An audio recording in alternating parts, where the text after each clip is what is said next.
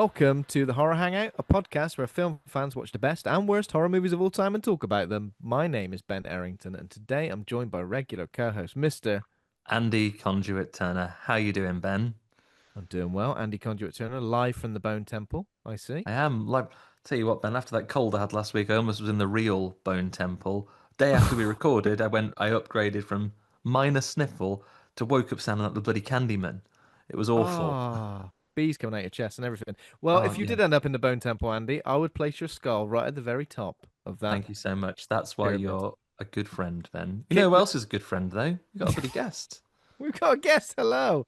A very special returning guest. Asha Chan is a mum, photographer, filmmaker, comedian who has worked on 20 plus horror films. Welcome back to the show, Asha. The Hello. irony is, thank you for having me. It's actually exactly 20. I miscalculated. I thought it was 21 and it's exactly 20. And I was like, do I take off the plus? But then it sounds like I've been cancelled once. So I was like, oh, you know what? No one will ever find out. 20 I plus mean, now, and it's only going to go up from there. the plus kind of counts if if you maybe started the pre-production on a project. You never know. Yeah. That's true. Yeah. That's the I way was I'll gonna. swing it if anyone challenges me.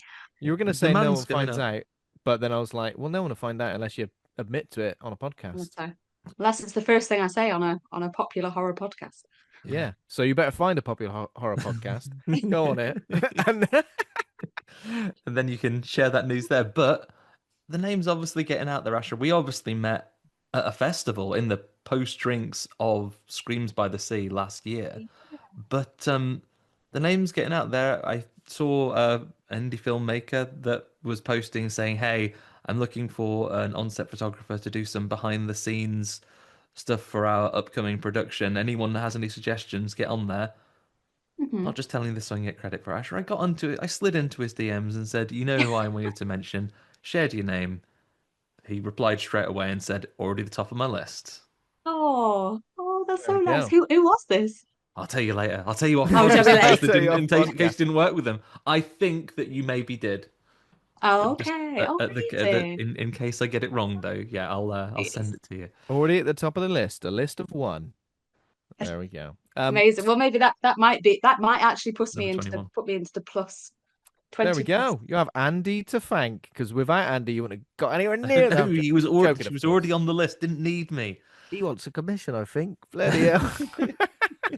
Obviously, you joined us last time for 28 years later, which I think was officially 28 weeks ago, give or take, because I think, Yeah, okay. yeah, give or take, because obviously the film has been That's out how they for like, space the releases, right?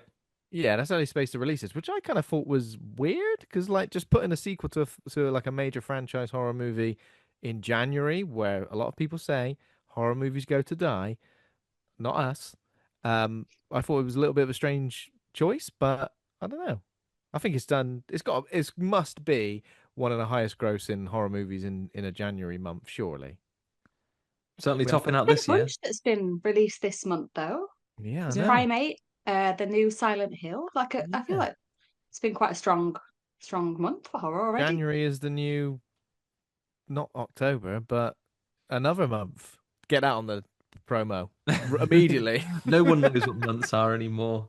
But I think the Northern Hemisphere especially, it's cold. I know people ain't got that much money because there's just been a Christmas, but I think it's a nice time to have cinema to be having good Mm. inside activities, right? Yeah, definitely. Definitely.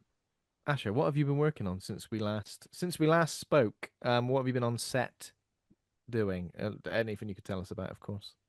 Yeah, well, I produced two features last year that Oh wow. just had their premiere just this last weekend at Horror on Sea Festival. So that was really, yeah, so over sort of Christmas, lots of sort of prep for that. Sort of, getting everyone together and making sure all the girls had coordinated outfits. That was top of my list of priorities. Yeah, It's important.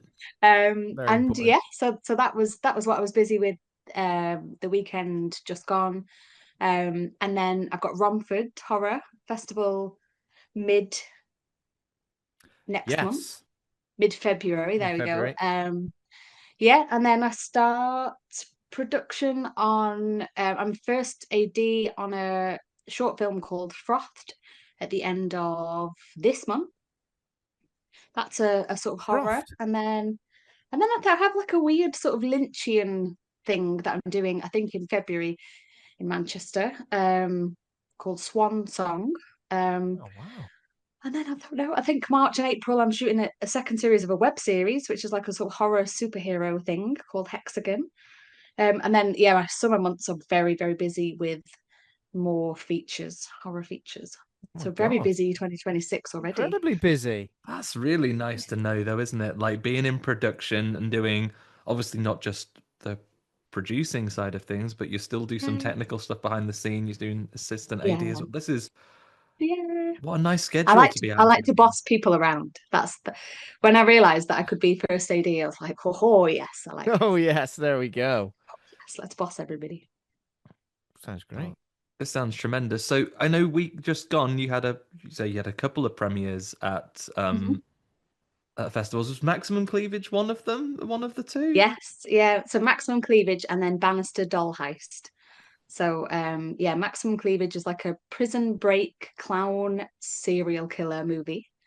I think you were shooting that Not last time you were on the show, weren't you? Yeah, Yeah, exactly. Yeah. yeah, It's yeah, of it's course. not a porn film, despite what the name suggests. There's no cleavage in it. So All the hopefully the cleaving is with reviews, like bladed weapons. it's weapons and not boobs. There's gonna be some Um disappointed, dirty old I bastards. know, I Yeah. know. Everyone was like, just to let you know, there's no boobs in this. They were like, oh, God. I Phew. think hopefully they still liked it. And then yeah, Bannister Doll Heist is about a haunted doll heist movie Oh with my like God. and then the doll spirity thing can shift into different things and it shifts into like a mannequin and all kinds of stuff. Has So there ever yeah, been a haunted doll heist movie? Ever? Is this the first one? I'm going to say that this is the first one. Whether Yeah, it's true sounds or not like it. is Yeah, yeah, I'd I say. can't imagine. I'm not swimming in examples of other ones. I think you can claim it. You Yeah, can definitely I claim already it. have done. And There we then, go. was that at Horror on Sea? Any of the actual Yeah, premieres? yeah. So both of those two were at Horror on Sea. Yeah, the weekend Oh just gone. wow. I'd really And like that, to make it down to Horror on Sea one. If they've just this is their 13th year, right? That's Yeah, just yeah, wrapped up. Yeah, we had a look at yeah. the we mentioned that it was coming up, but it's always that Mhm. difficult time of year for me to travel. It's between Southend on Sea, trips. right? Yeah, so Southend on Sea, yeah, and they yeah, so Southend on Sea is where it is. And they also do like a regular film festival called is that maybe called Southend on Sea Festival or something? I Hmm. think that's later in the year, but this one is just focused on horror. Hmm. And yeah, it's lovely, really, really nice, really like solid community. Yeah, really nice. Beautiful. Yeah, I'd really like to How get did the down one. premieres go down? How did the premieres go down? How was watching it? Really I guess well. watching them with an audience for the first time as well. Yes, yeah. So they're very different in tone. Cleaver is like, very sort of silly and all the jokes landed. Like people were laughing the whole way through. And That's so good. yeah, that was so nice. And yeah, pretty much packed out both of them. So yeah, really, really happy. Yeah. Oh, Amazing. Well, amazing. congratulations. Can't wait Great to check news. both of them out. Are you guys Uh, at festivals this year? Well, Well. I am. I mean, Well. this almost segues into news. We just had the announcement of Glasgow Fright Fest lineup, which will be in early March. That is my closest Fright Fest geographically. Unfortunately, I need to be in France the same time that it is on for work, so I won't be able to go live. But we are going to be doing some remote coverage of that one. The screeners are flowing in. We're getting some conversations that we'll be able to put out with the stars and production crew of those films coming out. We'll make sure we cover that as fully as we can. And then after that, our big target for the year is once again Fright Fest in London, which will make it down for. We're always excited for Screams by the Sea as well because Rowdy holds a special place in our hearts. If I'm not away, I might try and get to Dundee this year as well because it's super local to me. I think Um, we'll just try and get to as many as we can, to a remote degree. when we Anyway. can't. Remote when we can, as many as we can. Probably, I think every year we just try and get to more and more. So we're just going to try Yeah, our Mhm. very best to do that. Our damnedest. yeah. I mean, We I have guess to that was a kind pretty of. good segue into horror news, wasn't it, Andy? Yeah, it does. As long as we balance out the amount of festivals we go to, that is conducive to us Yeah, staying married and not in the poorhouse. But yeah, we not to do each our best other, to cover as much as we can. not married to each other. Not that I'd be averse to that, Andy. You know, I mean, you we did got a lot of the same interests. accidentally or on purpose considered that Charlie was married to both of us recently, Ben. So if the paperwork's come through without my knowledge, then who knows? Maybe we have. Well, the old paperwork age. Remember that time when I got you to sign that? I said, I want your autograph, Andy. You're like, do you? Well, yeah, that's what you signed. Or is it you addressed as the delivery man? It was. So yeah, you already mentioned it, but in terms of horror news, we've got Fright Fest announcing its 2026 Glasgow Festival film lineup, including tickets go on sale on the at 10 a.m. on the they're already on sale, aren't Probably they? just gone. Yeah, still Oh, available now. still available now. So they're available, and it's for Friday the 6th of March and Saturday the 7th of March only. Although there will be a film showing on the Thursday as well, isn't it? There's always an early screening there as Always an well early on screening. That's Thursday. part of the Glasgow Film Festival, though, so you need to make sure you get that. Yeah, whether you're Fright Festing or not, there will be a ton of films playing in Glasgow. So Yep. it's a good weekend to be in town. Absolutely. I think we're going to do a Fright Fest Glasgow 2026 preview episode at some point in the next week or so. So keep an eye out for that. But in terms of the films, we've got films like Jailbroken, Bury the Devil, Bonekeeper, The Restoration of Grey House Manor, Violence, The Convenience Store, Red Riding, Death Keeper, amongst others. So there's going to be lots and lots of horror to get your teeth into.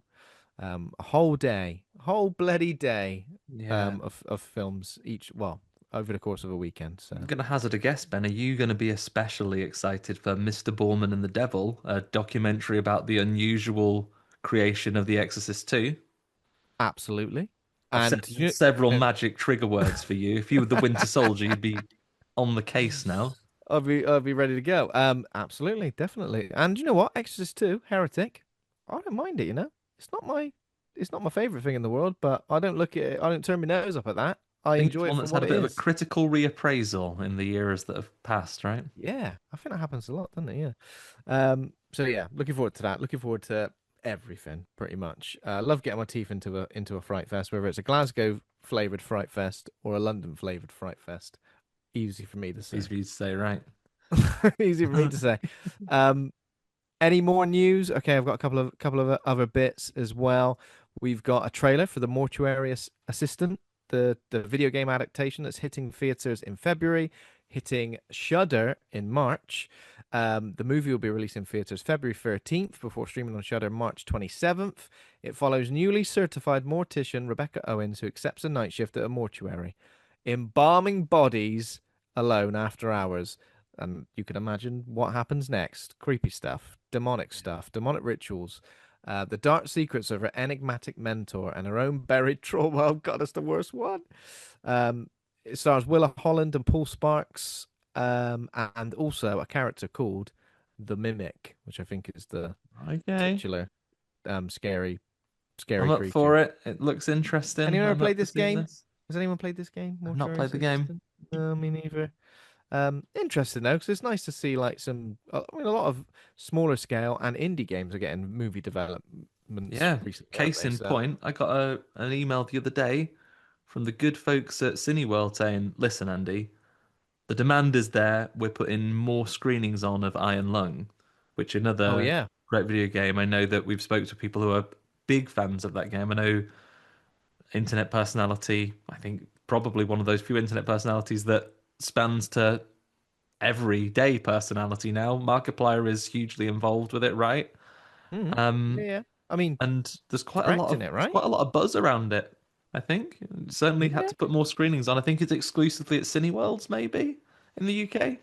At Cineworld, I've just checked. There are some other screenings here in Oh Bristol. Looks well, like it's going to Showcase Cinemas. It's at Everyman Cinemas as well. So it looks like there's going to be plenty of places to go and check it out. Hopefully, that film getting as much traction as it does is going to be good for other small releases yeah. or indie I'm looking forward to releases. seeing it. Is it end of the month, right? Right at the end of the month, yeah. 29th and 30th of Jan, I believe. Yeah, I'm looking forward to seeing that. I think that might be one for trying to catch as soon as it comes out, because even though it's now got a wider release, how long it stays on cinemas for will be, I think, down Mm, to foot traffic, right? So yeah. got to get in. Another game I've not played though. No, I've not played Iron Lung. No, but it's good though because I think when adaptations of things like this come out, it makes me go, oh, a film version of it. Well, I'll go and play the game first and see how it compares. I think it's like submarine horror, so deep water Yeah, it's horror, under the which water, obviously under the sea. I've enjoyed with Soma and I guess like Dead Reset, of course, which may or may not be under the sea. Don't want to spoil anything there. Is it under the sea? Is it in space? You'll find out. Um, but yeah, deep sea horror is super creepy. So really looking forward to this, and yeah, I'll be playing it and watching the movie, I think. Yeah, get Any stuck any in. any other news at all? Any other news? I mean, any other Oh, news of any more premieres at all, Asher, for any films? Where are those films that you both mentioned? Where are they showing next? Well, we haven't heard from Romford yet. I think Romford are waiting for the next weekend of Horror on Sea, the coming weekend, to be over before they announce. But we've submitted to Romford, and I'm speaking prematurely, but I hope that they will be on at Rilla Thriller and Phantasmagoria, because Oh, I know nice. I'm hoping to. I mean, I think they'll be on anyway, but if not, I know the owners, and I'll kick them if they don't put my films Kick them in on. I'm the fairly shins. sure they'll be on both of those. I think Fright Fest have said to the director in the past that unless they're the first like the premiere, they won't screen them. I Oh think yeah, Fright yeah. Fest I want think I've heard some stuff like that. so I guess not to the Fright Fest, unfortunately. But yeah, Horror on Sea is where we always screen the sort of the premieres, and then whatever we'll take them throughout the year, kind of thing. Nice. I feel actually you're so So well attuned to what with all your travel and now working in production, you probably have a stronger handle on all of the like the really regional, not stuck in London or major cities festivals than anyone else I Yeah. know. We probably have to strong arm you into coming in for a special news section where we get you to give us the calendar for the year about where everyone Yeah, should be. well, I think it's funny because I live in North Wales and like I'm from the north. I think I just avoid London like the plague. So I feel like my knowledge of the rest of the country, of all these little sort of tiny places, is quite good. But if you ask me anything about London, it's like a black hole for me, London. So, and I've still never made it to London Fright Fest. Although when you mentioned Glasgow, I'm like, oh yeah, I could definitely do that one. But anything yeah. London based, or like, oh no, no, no, too big for me that place. Glasgow's a Too really big and nice one, and scary. it's also if you're coming in on the train or whatever, it's like a really easy walk to and from the station. You can get reasonably Yeah. priced hotels in the centre as well, rather than when you go to London, it's like, right, let's basically spend as much as you would on a holiday. Not that we don't have a Yeah. lovely time, but Yeah. it's one you have to Not budget that for we for don't have sure. a lovely time, but oh my God. Yeah. When all the Ben tube payments start coming in after you've been in London for like 6 days. Oh, just leave me alone. Ben's face when I have kept him out till after the tubes have stopped, even at the weekend, and then I can't be bothered waiting for the night bus. Should we walk home? And he's like, it's 3 miles. I was like, come on. It's because you got that I feel infinite. like if the film Creep has taught us anything, then the tube should Yeah. run all night. Yeah. Yeah, that's true. It's 'cause Andy had a few drinks down him, so he had the infinite stamina glitch Yeah. to Never go over stop, to never it. stopping. No. And another piece of news I've got is Resident Evil Symphony of Legacy concerts to celebrate the 30th anniversary are coming to Europe, and one in particular is on December the 7th in London. So I thought I'd mention that for the old Resident Evil fans out there. I'd love to hear the old uh the Lovely old safe police room station music. theme, the save room music, the police station theme, the first hall, the first floor, sorry, underground lab theme, um, all that stuff. All your favourites. All my favorites. That wonky bit where the zombie comes into the kitchen and the bit with the uncovered that the guy who was the composer was going deaf at the time. Yeah, yeah, the one where he just fell on the keyboard. Yeah. That one better happen. Otherwise, I'll riot. So yeah, The looking forward to conductor that just stuff. throws his baton. I've got one more piece of news for everybody. Again, I've got the old radar dome out, making sure we are catching up on all the films we've talked about from festivals. Yeah. Mother of Flies hit Shudder Yeah. this weekend, everybody. Friday, I believe. Andy, on my notes, I've written down MOF. I feel like that was what Well, it you just was. you Mother of just glanced at it Flies. and said, "What's that mean?" What's moth mean? This meant Moth, something to me a the while ago when I Mothman. wrote these notes. Yeah, so out this weekend, I believe, on Shudder. I'm ripe for a rewatch on this. It was on my honorable mentions of the year. It was in Emma's top 10 It when she was, gave yeah. it as well. A beautiful movie. Really nice people behind it as well. I really Mm, liked. We didn't get them on camera. We just bumped into them and they were lovely. yeah. And On Shudder just now.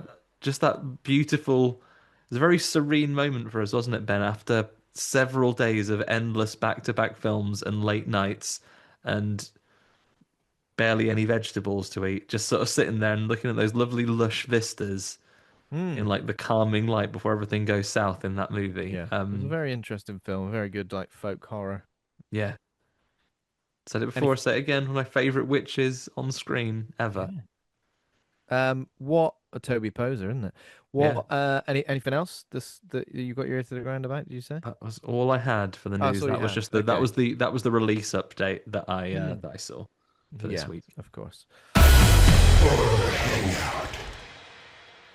Okay, let's talk a little bit about what we've been watching. It can be anything from the last 7 days, or of course, Asher, because you're not always on the show, it can be anything, not everything, anything you've watched recently that you'd like to recommend. I guess I've been asking people this in January. What ended up being your favorite horror movie of 2025 in the end, do you think? I think Sinners for me was a clear winner. Mm, Um, I watched it again recently, and yeah, just it absolutely totally holds up.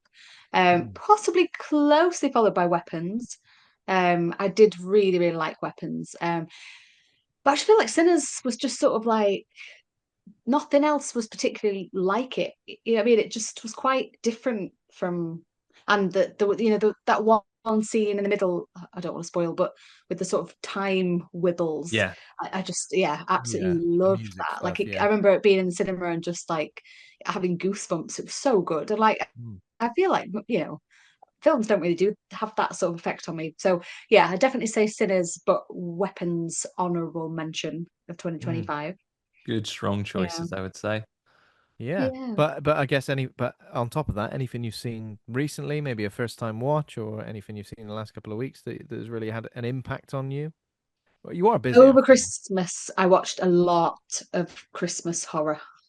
Oh, nice, So much, like lovely. pretty much every night it was a different and I'd never watched the original Silent Night, Deadly Night. And Yeah, Okay. so I ended up watching Silent Night, Deadly Night original, the second one, and then the remake from the 2000s, yeah, and the then the last new one at the remake. cinema. Oh my God, you went Silent Night, Deadly Night Yeah, I went crazy. right. Oh yeah, I went into a whole, and then I don't know if you can see it. Let me try and point to it. I have an action figure. Oh, I don't know where it is. Oh yeah, behind. I think behind Michael Myers is an action figure of the original guy. a Oh, bit Um, sick. silly. he's in there somewhere. And yeah, I loved them. Like was really really impressed. Even two was a bit was a classic in its own right. Um, Yeah, I think three yeah. is three like the most ridiculous, over the top, quotable one. Is that when it's garbage day? Is Yeah. that number Yeah, three? someone said three and then four go really off into Yeah, so I focused on the ones that the but they're still 2025 one though, good. You think it was good? loved it. I thought it Yeah, was it's really, good. really Made my good. top 10 of the year. It was really good. Like, I Yeah, really Yeah. liked nice. it. Yeah. It was And it's awesome. Yeah. interesting the way they sort of take the core elements of the first, but they definitely make it into something completely different. Yeah, Um definitely. Exactly. Yeah. yeah. It feels less of a slasher of sorts, I guess. It's kind of like Mhm. obviously it is a slasher, but It has you're not like a But real this spirit of Christmas about it rather than being a scathing indictment of the care system. Yeah, yeah, exactly. yeah. I thought there was kind of almost like a hopefulness to it Yeah. in Mm. a very, very weird way. It's all right, just kill people who are I bad. look Come forward on, to seeing make an him advent every calendar out of it. Christmas. Yeah. Do it. Um, Andy, have you seen anything? Are you still A on? couple of little bits. No, as unfortunately, Ben, a busy weekend getting a brand new dog in the house means I didn't get a chance to sit down Yeah, of and watch a course. lovely Friday the 13th. But I will, because I want to get back on the train. I'm going to treat myself. I've got a long plane journey coming up, so I'm going to sit there and maybe watch a couple of episodes back to back to get caught up a little bit because I had a couple of weeks off, so I can afford to Mm. do a little binge. Yeah. But I have been watching a few things here and there. I was lucky enough to get a little invite. You were invited too, Ben, but you just live a little bit too far away. It was a little bit far for A me, little bit far for unfortunately. I you. was Don't want to get jealous a there. flight to see this, but got to see a lovely early screening of Primate on Monday this week. I know folks who have been to the appropriate Scream Unseen things have Yeah, also different been able to screamer see with it. Primate, yeah. Yeah, I really liked it. It was a lot of fun. We're probably going to be talking about this on an episode because ape horror is definitely one of our favorite subgenres. Yeah. Is your jealousy like peak at this moment, Ben? So many people we know have seen it now. I mean, everyone's seen it. I'm pretty jealous, not just because I love a bit of ape horror, but also the ape's called Ben. I feel like it was Yeah. maybe Oh, made from yeah. or about me. Oh, Named after Ben, you. what you'll enjoy, Ben, is that the tagline, because I know this is one of your favorite film tropes, someone says aloud in the film, something's wrong with Ben. They say something's wrong with Ben. I go, tell me about it. Yeah, Tell me about exactly. it, mate. Yeah, Um, I really liked it. And then I guess a brief Venn diagram with news as well. At time of recording this afternoon, I had a lovely chat with the film's director, Johannes Roberts. He's a very nice man. We spent about 20-25 minutes sitting together talking about his experience making the film, creature features in particular. Um, very, very Beautiful. particular UK source of trauma, 999 came up. It was a good, Did it? we had a lovely Did chat. it? Did 999 come up? Yeah, 999 did come up.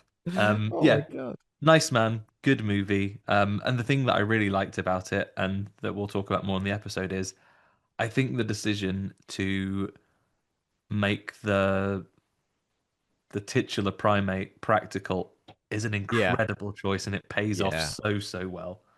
Absolutely, yeah. I'm super Yeah, looking Right. forward to it. Looking forward to your interview as well. I think for anybody, um, for our listeners, I think that will be going up early next week. And our primate episode, I think maybe the first week of February. I think we just need to kind of yeah. work out Get those all the locked down. details of that. Get And those locked down, will you? other than that, a couple of other tiny little bits. Another one that'll be the subject of another interview coming up. I know another thing that's close to your heart, Ben. Um, Talking about everyone's favorite underrepresented holiday. I watched New Fear's Eve. Oh, New Year's Eve. Oh yes, this is on my list as well. Yeah, PJ got in touch. The director was able to get us hooked up with a screener for that. It was a riot. I love a good horror comedy slasher. Lot of fun. Obviously, one of our podcast favorites, Felissa Rose, appears Yeah, of in a course. role as well. I had a good laugh with this. It was lots of fun. Are we I, going to be chatting to anybody from New Year's Eve? yes, PJ is going to come and join us himself, along with maybe one of his producers and possibly member Awesome. of the cast as I well. We're going think, to see yeah, what we can get everybody arranged. just keep an eye out on the feed for the next few weeks or month or so. Because I think we're going to be trying to interview as many Fright Fest Glasgow filmmakers as well. So Yeah, so the it's going to interviews are be we're going to be hitting coming the in. interviews hard this year. If you enjoy those episodes, then lots for you to enjoy. If you just prefer to stick to the regular episodes, do your old mates a favor, download them anyway. Every Mm. little helps, as the folks at Tesco say. I also was in touch with a filmmaker by the name of Liam Taylor. Shared one of their shorts there's a little while ago called Tight Till You Bleed. It's available on YouTube. You could Yeah. watch it there right now. Very Is it much my this cup of tea. the Security title of this guard. reminded me of, sorry Andy, I was going to say the title of it reminded me of, do you remember Type of the Dead, Typing of the Dead? Yeah. Yeah. Typing of the Dead. Quick, the Even more zombies are on the sinister. screen. Type a word and it'll Yeah. die. Even more sinister than that, though, it's about a security guard working at a computing museum, and there is a mysterious Soviet era computer that no one knows how to switch on, and it suddenly begins to come to life at night and playing a sinister Solitaire. text adventure with him. Got a bit of the Black Mirrors about it. It's got quite a Ah, lot of is it a nice short, humor did you to say? it. Yeah, it's just short. It's about 12 minutes long. Awesome. I'm going to check that out as Oh, that well. It's on sounds good. YouTube now. Stick it in the show notes. It's good to watch. And speaking with Liam, that film's a couple of years ago now, but they have some more films on the way soon. So we will hopefully have a chat with them as they reach fruition. Other than Mm. that, I've been watching with my ears, catching up with a few podcasts. at the end of the year, I'm going to go and say it, Ben. Friend of the show, Terrell Graham, put out another few Oh yeah. episodes of his Horror Maniacs podcast. Does something that I would struggle to do. Terrell is really good at sitting and having a really good, coherent, thoughtful conversation direct to camera. He hasn't got the benefit of a co-host or guests to bounce off, but I Mm. really enjoy his thoughts. Doesn't hurt that he has an excellent speaking voice as well, but really liked his episodes. Towards the end of last year, he put out episodes covering Welcome to Derry, the It duology that ties Mm. into that so closely. Stranger Things, and he's done some on the Bone Temple as well. So good episodes, Amazing. good listens for me. And I also got fully up to date with M and Kim versus Evil. Oh yeah. They rounded off their year with a discussion on one of my favorites. They talked about Gremlins, but also this year they've done um, Not Indecent Proposal. They did Fate of the Attraction. They did an episode on Friday the 13th. And what they do as part of their shows, their hook, if you like, to the podcast is looking at who the true villain is. Their first episode was about Jaws as it celebrated its 50th anniversary. And they had a great conversation there, looking at is it the shark that's the villain? Is it the mayor? Is it the people of the town that bloody love going swimming even when they're told not to? They always have really, really interesting discussions on that one. They had a great discussion about Gremlins between is it the people that mistreat the animals? Is it Western society? Is it rabid consumerism that the Gremlins represent? Are they just little monsters? They have fun chats. I really enjoyed this first bout of their episodes. I'm looking forward to them coming out with more in this new year. But that is about it for me. What about you, Ben? Mm. Lovely. Great stuff. Lots of stuff there. So I attended the Get Traumatized live with Lloyd Kaufman screening of Tromeo and Juliet here in Bristol at the Cube Microplex. Excuse me. I was joined by former guests and friends of the show, Mr. John Crinnan and Gemma Moore. We went along and we bumped into Sam Munster as well, who's a horror content creator and reviewer who we've had a lot of interaction with, but we've never actually officially had on the show. And guess what, Andy? She said she'll join us soon, because of course, Yes. when that happens. Good work. I really Make like friends that of stuff. anyone who likes horror or does Really horror nice. content Really creation. lovely. Get on the bloody show. Yeah, absolutely lovely. So that was a good time. Lloyd Kaufman, and obviously Liam Regan was there as well. And yeah, so there's a Q&A before the film, then the film was screened.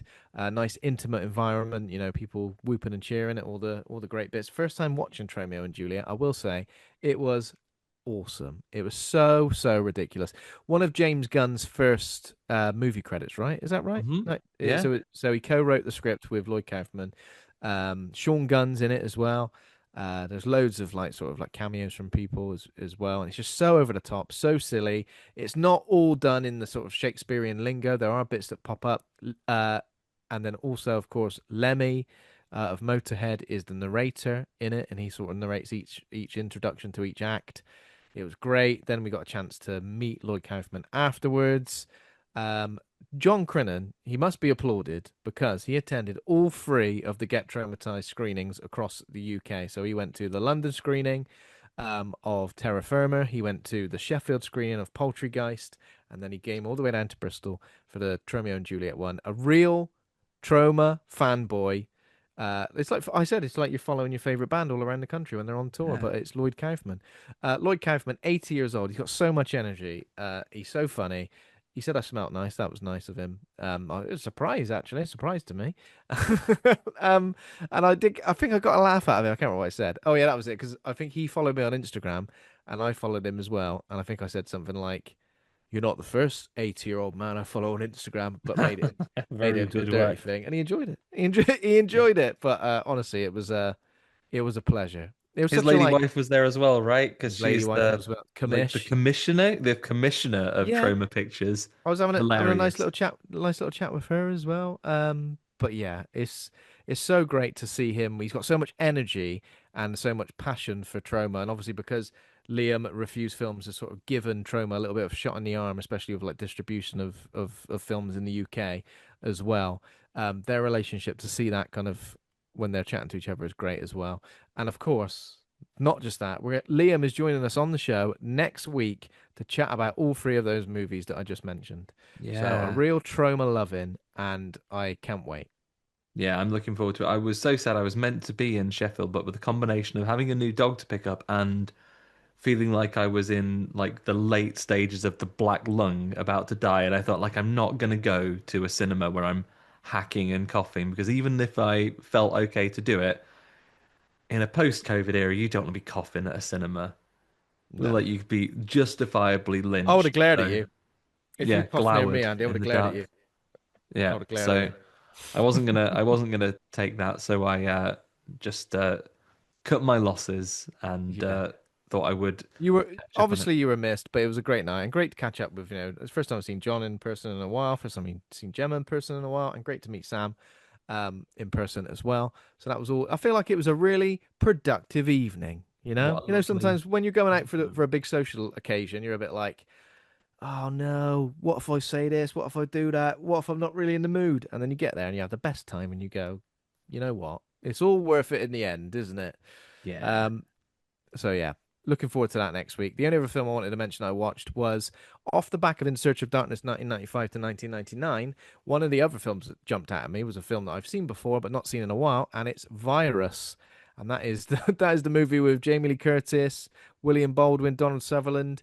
Some sort of weird alien life form ends up on a sort of Russian research vessel, and it Yeah. turns people into horrible robot bio mechanical I was about to say, weapons. it's got a bit of the moon traps about it, doesn't it? It's got a bit of moon traps. Reminds me of moon traps. Reminds me of Deep Rising as well. Even though obviously Deep Rising is not that robot sort of stuff. Yeah. Aliens, the abyss, all that stuff's happened. And the DNA is there, and a lot of the effects are practical as well. There's a lot of like actual, these practical effects of these robot creatures spliced with human DNA. It's really effective. There's a couple of big CGI shots, but they look great. 1999. It's aged perfectly fine. It's not a really accomplished film, but it's still really fun. It's still really Watching fun. it, is it one of those ones that I know ultimately we're going to complete horror once they just give it a bloody rest for a few minutes and we catch Yeah. up? But when you watched Virus, was it one of those films? It strikes me as one that you'd watch and be like, yeah, we could have a good chat about this Yeah, on the. definitely. That's the thing. Like, it's the ones that maybe are like, it's a bit naff, but I'm still entertained by it. I'm not sat there going bored. There's lots to discuss. Jamie Lee Curtis is doing some. I mean, the cast are great. There's like, did I say Donald Sutherland? Yeah, Donald Sutherland does a good sort of like villainous turn, sort of semi-villainous turn, I guess. Cliff Curtis is in it. He's great.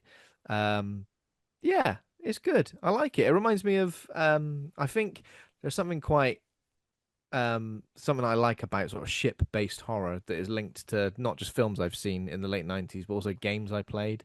So obviously Yeah, there was that Resident Evil Dead Aim, which was on a ship, Cold Fear, which is on a ship as well, wasn't it? Cold Fear is really good. Cold Fear is really good. Resident Evil Gaiden, even though it's on the Game Boy, mate.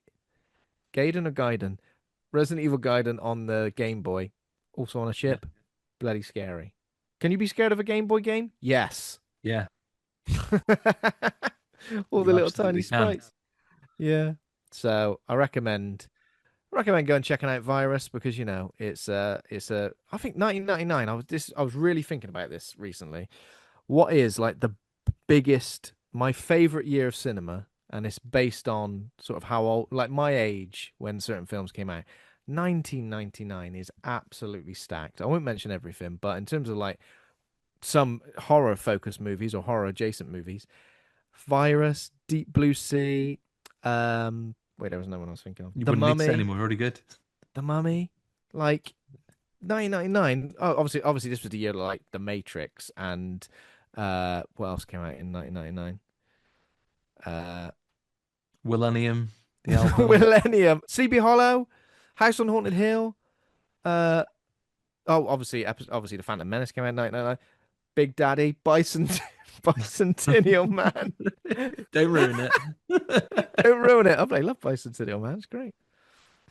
Um, Loads of great rom-coms as well. 10 Things I Hate About You, Never Been Kissed. It was stacked in all departments. Sixth Sense. I'm going to carry on if you don't stop me. with Stir of the with a Echoes. with a wonderful hope for a new millennium. Basically, there was a millennium bug to worry about, but everyone was fixing that. All those hardworking computer people making sure that didn't happen, and they Yeah, pulled it off. they did. They pulled it off. Well done, everyone. We're And fine. we and from there we entered a golden age that would never end. No. Any additions to that? Anybody got a favorite horror year? We don't have to have the longest conversation about it, but 99, Andy, bit Putting the earlier than that. pressure on, I'd have to double check what I it. always used to think it was 96 for me because obviously that was the year that like Scream came out and loads of other sort of like major action movies and that. But I mean, it's hard to overcome when you think of like a '93 when Jurassic Park comes out and it's just like the best movie. But I yeah, feel like it's hard. 90, If you give me some time to prepare, Ben, maybe I'd come with my homework next week and I'll tell you what my favorite year I was. think for me, Games, I could tell you, 2007, easy. and I mean, Ashley made a little bit of a scared face. So I feel like I don't look at years. I yeah, don't it's remember difficult. I years. get a bit confused with the years sometimes. I go, well, it came out then. Yeah. I think 96 to 99 for me because that was like when I was like what, like 11 to 14. Absolute pinnacle. I was discovering so much good stuff. I think that might be a not a universal thing, but I think you'll get a lot of people's answers in that window Yeah, because there are definitely. I certain Yeah. agree. things, especially movies which, with hindsight, can be a little flawed, but you still love them. I think there's a certain magic of a film which is targeted at an age slightly older than you are when you watch it, but Definitely. you see it, which is for me why I have a particular fondness for movies like Mortal Kombat, which is like mid 90s, Mhm. where it was a 15 Mortal Kombat when it came out of the cinema for us. I was 14, I think. I was 13, 14 when it came out, so I wasn't old enough to go and see it. And then I really hungered for that film to the point I like was desperate for my mom to come back with it rented from Blockbuster on the day it came out. I was probably one of the only people in the world who was like, check those release dates. When is Mortal Kombat coming out on VHS so I can watch that? And I remember literally having like my own little movie night after school, like video VCR up in my room. Went there and I was like, right, everyone, Ah, hold my calls, please, mum, because they're on the landline. You will be cut. We will be screening these. Don't have mobiles. Tell everyone I'm busy. It's not tell happening. everyone I'm busy. He's watching Mortal Kombat Anything upstairs. else? Like, if you could write me a note now to excuse the fact I'm going to bomb out of this German vocabulary test tomorrow, because this evening it's about watching Mortal Kombat and watching a film where, as an adult that had come out at the time, I might go, this is a bit naff. No, as a 12-year-old or whatever age I was like, fucking hell, this is cinema. This is This. it. Yeah, I think This there's a is certain thing about cinema. those ages, regardless of what comes out. But 99's a great choice anyway. Mm. Yeah, yeah. I agree. I agree because it's my choice. Uh, okay. Um, Film of the week. Are we all ready to I get think I'm into ready to get into enter the 28 Bone years later? Temple. Let's enter Tutborn Temple. With 28 years later, The Bone Temple, which is a 2026 post-apocalyptic horror drama film directed by Nia DaCosta, written by Alex Garland. It was shot back to back with its predecessor 28 years later and serves as the fourth installment overall in the 28 Days Later film series. It stars Ralph Fiennes, Jack O'Connell, Alfie Williams, Erin Kellyman, and Chi Lewis-Parry. Okay, in terms of plot, as Spike is inducted into Jimmy Crystal's gang on the mainland, Dr. Kelson makes a discovery that could alter the whole world. He makes a discovery. What discovery does he make? That he can dance with the infected. You To you Duran dance the Duran. infected, and if you George's marvelous medicine it and just give him all the medicines at once, you can cure someone in one go. Spoilers for I've this movie, by the way. I've got all the medicine. Uh, yeah. So obviously we've discussed on this podcast a few times Bone Temple Anxiety. I think that's mainly based on the title. The title, The Bone Temple. When we first heard about it, I think we heard the title, but maybe before the last film. Before we'd seen 28 years Yeah. later, even, right? So we had no context what the Bone Temple is, and let's be real here for a second, everybody. Sometimes the transition to numbered entries to having a subtitle is not a positive omen. Yeah. It's bad.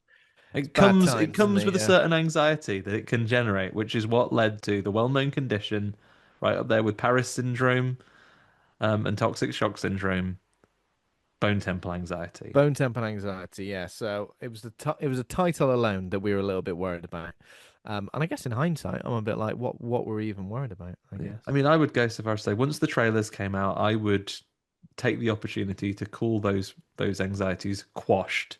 Yeah, Quashed they were by washed. once we saw the trailers, and then we got a real treat at the cinema, didn't we? What were your thoughts and feelings going into this, Asher? Would you say after 28 years later, especially considering it's a really quick sequel, isn't it? Like that doesn't Mm. usually happen, does it? Less than a year. Yeah, I think for me, the whole Bone Temple part of the last film was the weakest for me. I found that all the structures made of bones that were very clean bones, and I know he sort of explains how he does them, but to me, I just found it a bit cartoonish and a bit sort of I don't know really. It just kind of fell a bit flat for me. And I do like Ralph Fiennes as an actor, and I guess I found his character to be a little bit, I don't know, I think everything about him and the Bone Temple was the least effective thing in the last movie. So I thought, Mhm. oh, it's gonna just focus on him and this, you know. Um, but I loved the ending, the very, very last little ending of the 28 years, with introducing the Jimmies and all of that kind of Teletubby-esque flipping over, and I really loved that. And I know that was very divisive. I think some people didn't like that and thought for such a emotional movie to then Mm, end on some silly kind of people jumping around to yeah. Teletubbies theme tune.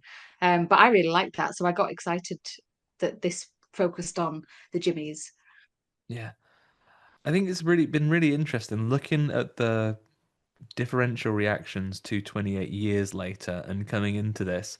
I feel like loads of different audiences, it feels like most people you speak to, there are obviously people who universally loved every second of it, but it feels like there were a few different bits for different people where, depending on your own taste and proclivities, like there is a certain thing that doesn't work for different audiences. Like the Bone Temple itself came up with some people. I was talking to someone at the pub the other day who felt, for as good as an actor Jodie Comer is, that her character was almost a MacGuffin rather than given that much of her own agency. And to a degree, that is because of the illness that she has. But you can also see that she doesn't maybe get as much range as she might be able to produce. You Mm, get people who really liked it once they left the island. There you have other people who would say they'd like to stay on the island to understand the sort of folk horror-ish flashes of mystery that we maybe get there as well. mm. And then you get some people who loved the stuff with the Jimmies, and we have other people, you can probably see it in the reviews, that say, really liked it till the last 2 minutes, and then what the hell was that? Like, in many ways, it's great though, because it's great to have divisive stuff you can talk about, I suppose.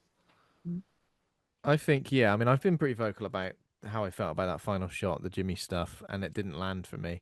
So strange to go back and watch it again with context and then watch the Jimmy scene and feel something that I felt quite passionately like annoyed about. Like I didn't like it. It really left a sour taste in the old mouth. To go and watch it again and have it almost, I mean, it isn't like the exact opposite effect. I'm not like, now I love it, but I'm like, okay, I kind of get it now with context. That energy isn't taken completely into this new film. That sort of crazy Power Rangers flipping around, Yeah, they seem and to dial back on the they dial back a acrobatics on lot. And I this think one, that right? was, I've seen some interviews with Nia DaCosta. She always said she was going to dial that back. That was almost like, um, yeah, that was obviously a Danny Boyle thing, wasn't it? This kind of ending. Um, Loads of clips of her standing at the side, rolling her eyes.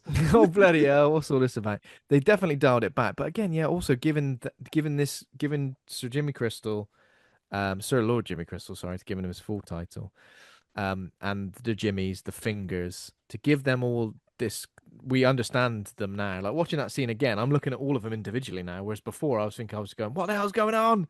I think I was so taken aback by that scene, I didn't even realize it was a Teletubbies song. Like it was like a metal version of the Teletubbies theme, wasn't it? I don't think I even noticed in the cinema because I was literally going, what the fuck is going on? Um, but yeah, I feel like if you haven't watched 28 Years Later recently, or you didn't, obviously, a lot of people were watching Double Bill. I know you said you had tickets for that, Asher. Um, I say go back and watch 28 Years Later because it definitely elevates it. I feel like I had and I really enjoyed it, but I feel like I had an even better time looking at all those little Easter eggs, things that meant nothing to us when we watched 20 Years Later. Bodies with the word Jimmy sort of like carved into it, the word Jimmy spray painted on a barn, various things like that. Also, that opening sequence in 28 Years Later, having that being given context of how it's affected Sir Lord Jimmy Crystal and like his life, and the fact that he's still just a scared little kid, really. Like when he has that conversation with Ian. Yeah, I'm looking forward to getting I'm into that. That's really interesting. I'm Like, called Ian. yeah, my name's Ian. Yeah, but there's some great bits about his character there, and it leads us with some questions that we can ask about him when we get there. Ben, I don't want to bury one of your favorite sections. Have you got any choice reviews to bring up here? Oh, thank you for saying that because I got definitely totally distracted. Um, so IMDb 7.8 out of 10, Rotten Tomatoes 93% critic score and 89% audience score. Letterbox 4.0 out of 5. Some choice reviews. David Delrich says the most rewardingly cerebral zombie franchise this side of George Romero evolves once more of an exquisite corpse of a new chapter that picks up where last summer's 28 years later left off. 4 stars. Adam says, Rafe Fiennes and Jack O'Connell having a full-on diva off. 4 stars. Yeah. Coffee says, who's given Coffee a bloody letterbox account? Movie about getting cranked with your boys and listening to Duran Duran. 3.5 stars. Getting cranked. Alex Coleman says, this fucked up franchise always makes me see the beauty in the most depraved shit ever. 4 stars. Listening to Duran Duran, that's not depraved. Come on. It's bloody depraved. That is what you do. Listen to Duran Duran on vinyl after all. This In an era that, as I say, in an era that Stranger Things will have just exited its influence over the top 40 singles chart, I feel like this film that's come out, brace yourself for Iron Maiden to be back in any moment. yeah, Iron Maiden, Duran Duran. Oh, like Duran the Duran. needle drops in this are great. Iron Maiden, Duran Duran, Radiohead, and I will say the biggest one for me, the Goosebumps moment in the house in a heartbeat, aka 28 Days Later theme song. Oh my god, Goosebumps! I thought I was levitating. I was levitating out of my chair like that. Whoa! Getting vecned, getting I got slept off. infected, mate.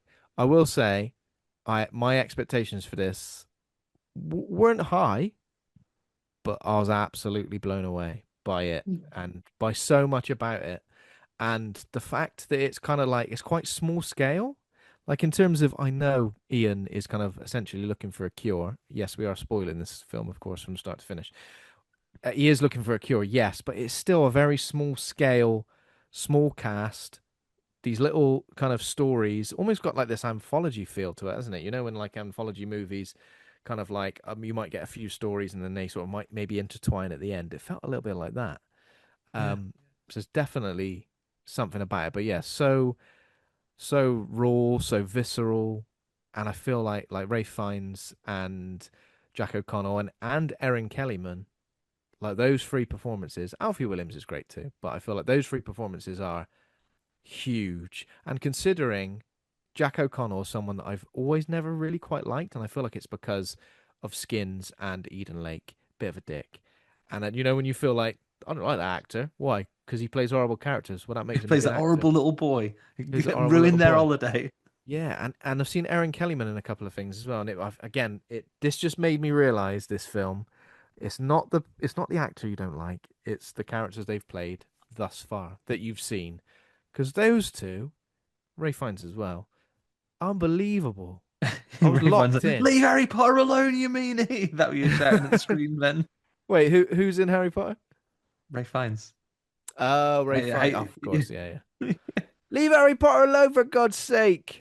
I mean, He's is just that what you shout at poor old Erin Kellyman saying like, just give the new Captain America a chance. Stop giving him such a hard Well, time. that was the thing. Like, she was one of the villains in that, and I didn't really believe her backstory and like the fact that she was like such a threat, and I just didn't really get it. I feel like that was my problem with that. Um, but yeah, I feel like Yeah, this film just great captures. performances Yeah, in this, and I think for me the thing that got it, and it's not necessarily says before he casts some shade, but I don't mean this as shade on the previous movie, but I feel their performances are given a little bit more room to breathe and to be the focus because there's a lot less visual experimentation in Nia DaCosta's film Mm. versus Danny Boyle's 28 years later. Like, there were those bits which I think there are some beautiful moments, like when they're coming across the causeway and you see the stars coming across. They are some truly breathtaking scenes. But then there are other bits as well, like the pseudo night vision, but everything is red. Like, I feel for good or ill, I'm more drawn to the visual language of that film, and I'm kind of taken back by the Yeah. spectacle of what he's producing on screen. If it was muted and if nothing else happened, I would still be focused on those things. And as a result, I didn't maybe see the performances quite so much. Whereas this one, while there is some great graphical stuff, there's some great action in there.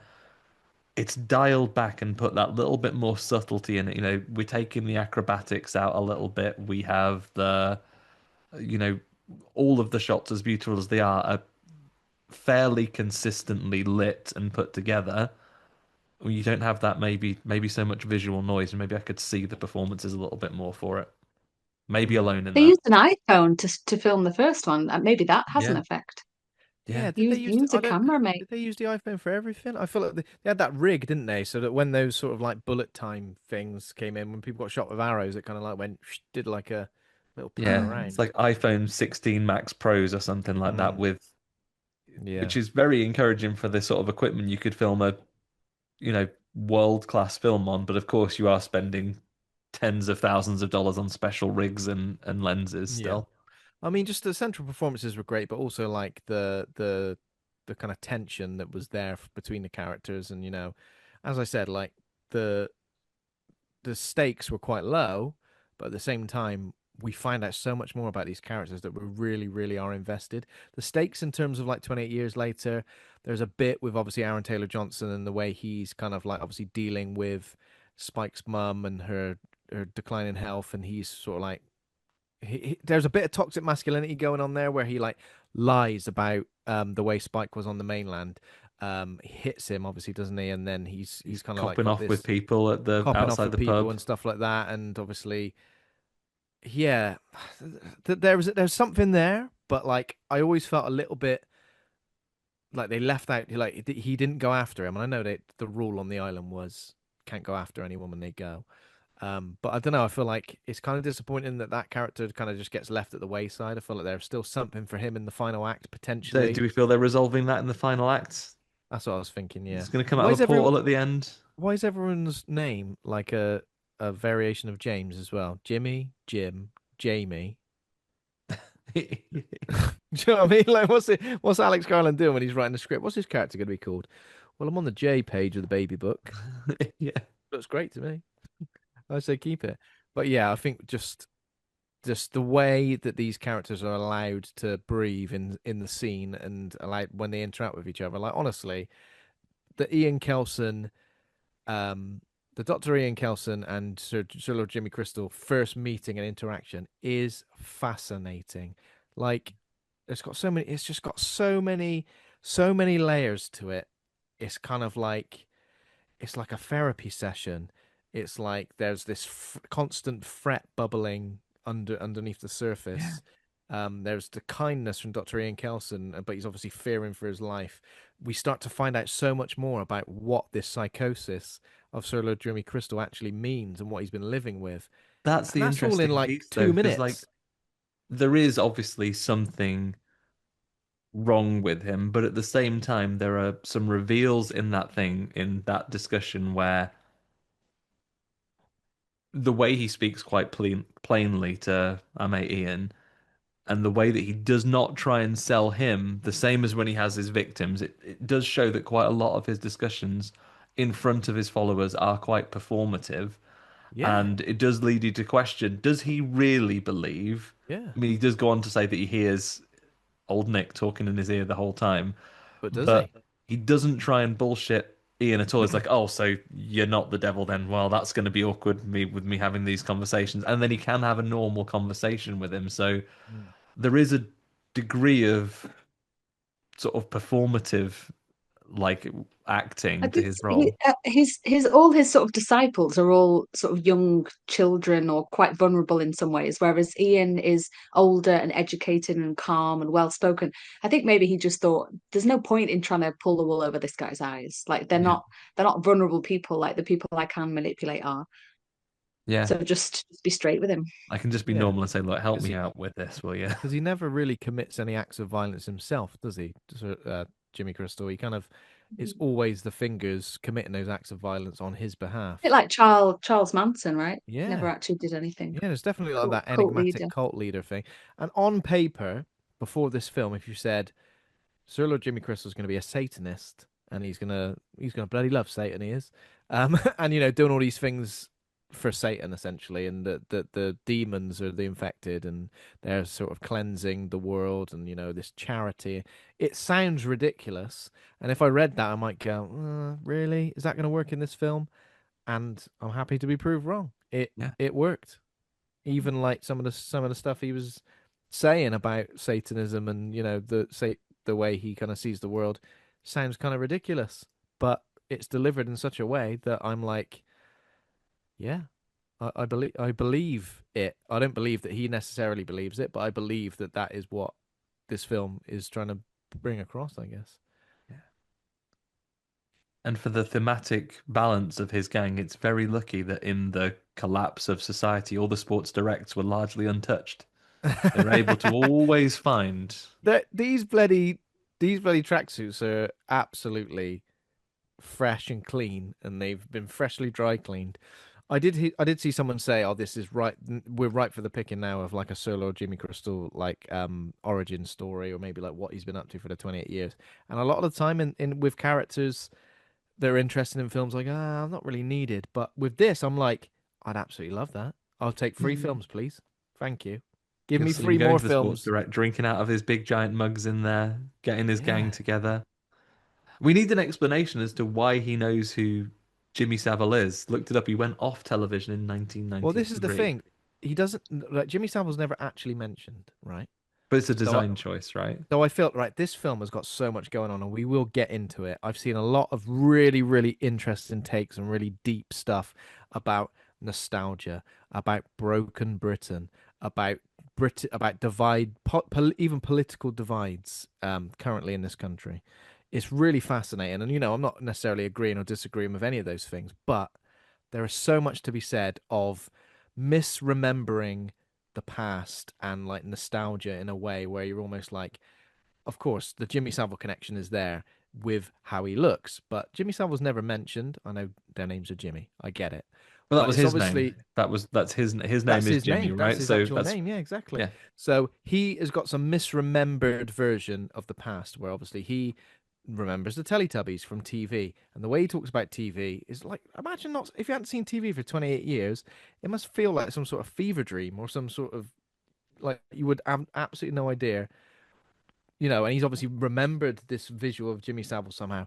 Maybe in some way he had this tracksuit first. He had the chain with the crucifix on it from his dad. He started combining these things, and he's like, "Oh yeah, I like the look of that. Oh, my hair, I could wear my hair like this." Just some weird, misremembered nostalgia thing from when he used to watch TV. Like, I don't think it's Never. explicit as going, "I'm evil. I'm gonna dress like an evil person." An horrible bloke. Yeah. An horrible bloke. Well, And Jimmy Savile wasn't all his crimes like came out after he died, so Yeah. that would so I don't think the no, Jimmy character wouldn't have known about any Yeah. of that stuff a anyway. really interesting comparison that I've seen Jack O'Connell discuss is like the visual kind of represents unchecked power. So what Jimmy Savile did was obviously unchecked power. He had access to loads of people, but he was also like he had the approval of like the royal family and all the head honchos at the BBC. He was like untouchable essentially. And in this world, that is what Sir Jimmy Crystal is like. He has been able to sort of climb the ladder to this kind of like enigmatic cult figure, almost like he probably sees himself as some sort of king himself. Yeah. He's untouchable. The fingers are they come and go. They're easily replaced. but he is like the one constant with that. Yeah, it's a really, really good point. And also, there's a piece here about like your the collapse of society and not having to do things you want. Like, I don't have kids, but the two of you can respond to me on this one. How would your kids dress to go out of the house, especially when they're younger, if you didn't tell them they had to wear certain things? Would they wear brightly colored tracksuits and the things that were comfy and I that they mean, I guess liked? so. Yeah. I mean, but that's Not the thing. now, like not when they're older and they're It, Yeah, teenagers and they and have and he peer pressure to check them, but when they're the, little the kids, main Jimmy wears a tiara right all the time. yeah. And yeah, But he's obviously I just would found totally that. wear a tiara if I could get away with it Hell yeah. He's yeah, obviously every just day. found that and gone, oh, this is nice. I could do what I want. And it's almost like they haven't, because he was so young when the infection began, when the rage virus took over the UK, he hasn't had a chance to officially, grow. And some people might take that trauma. Someone like Spike, obviously, he's had quite a good upbringing in a safe environment.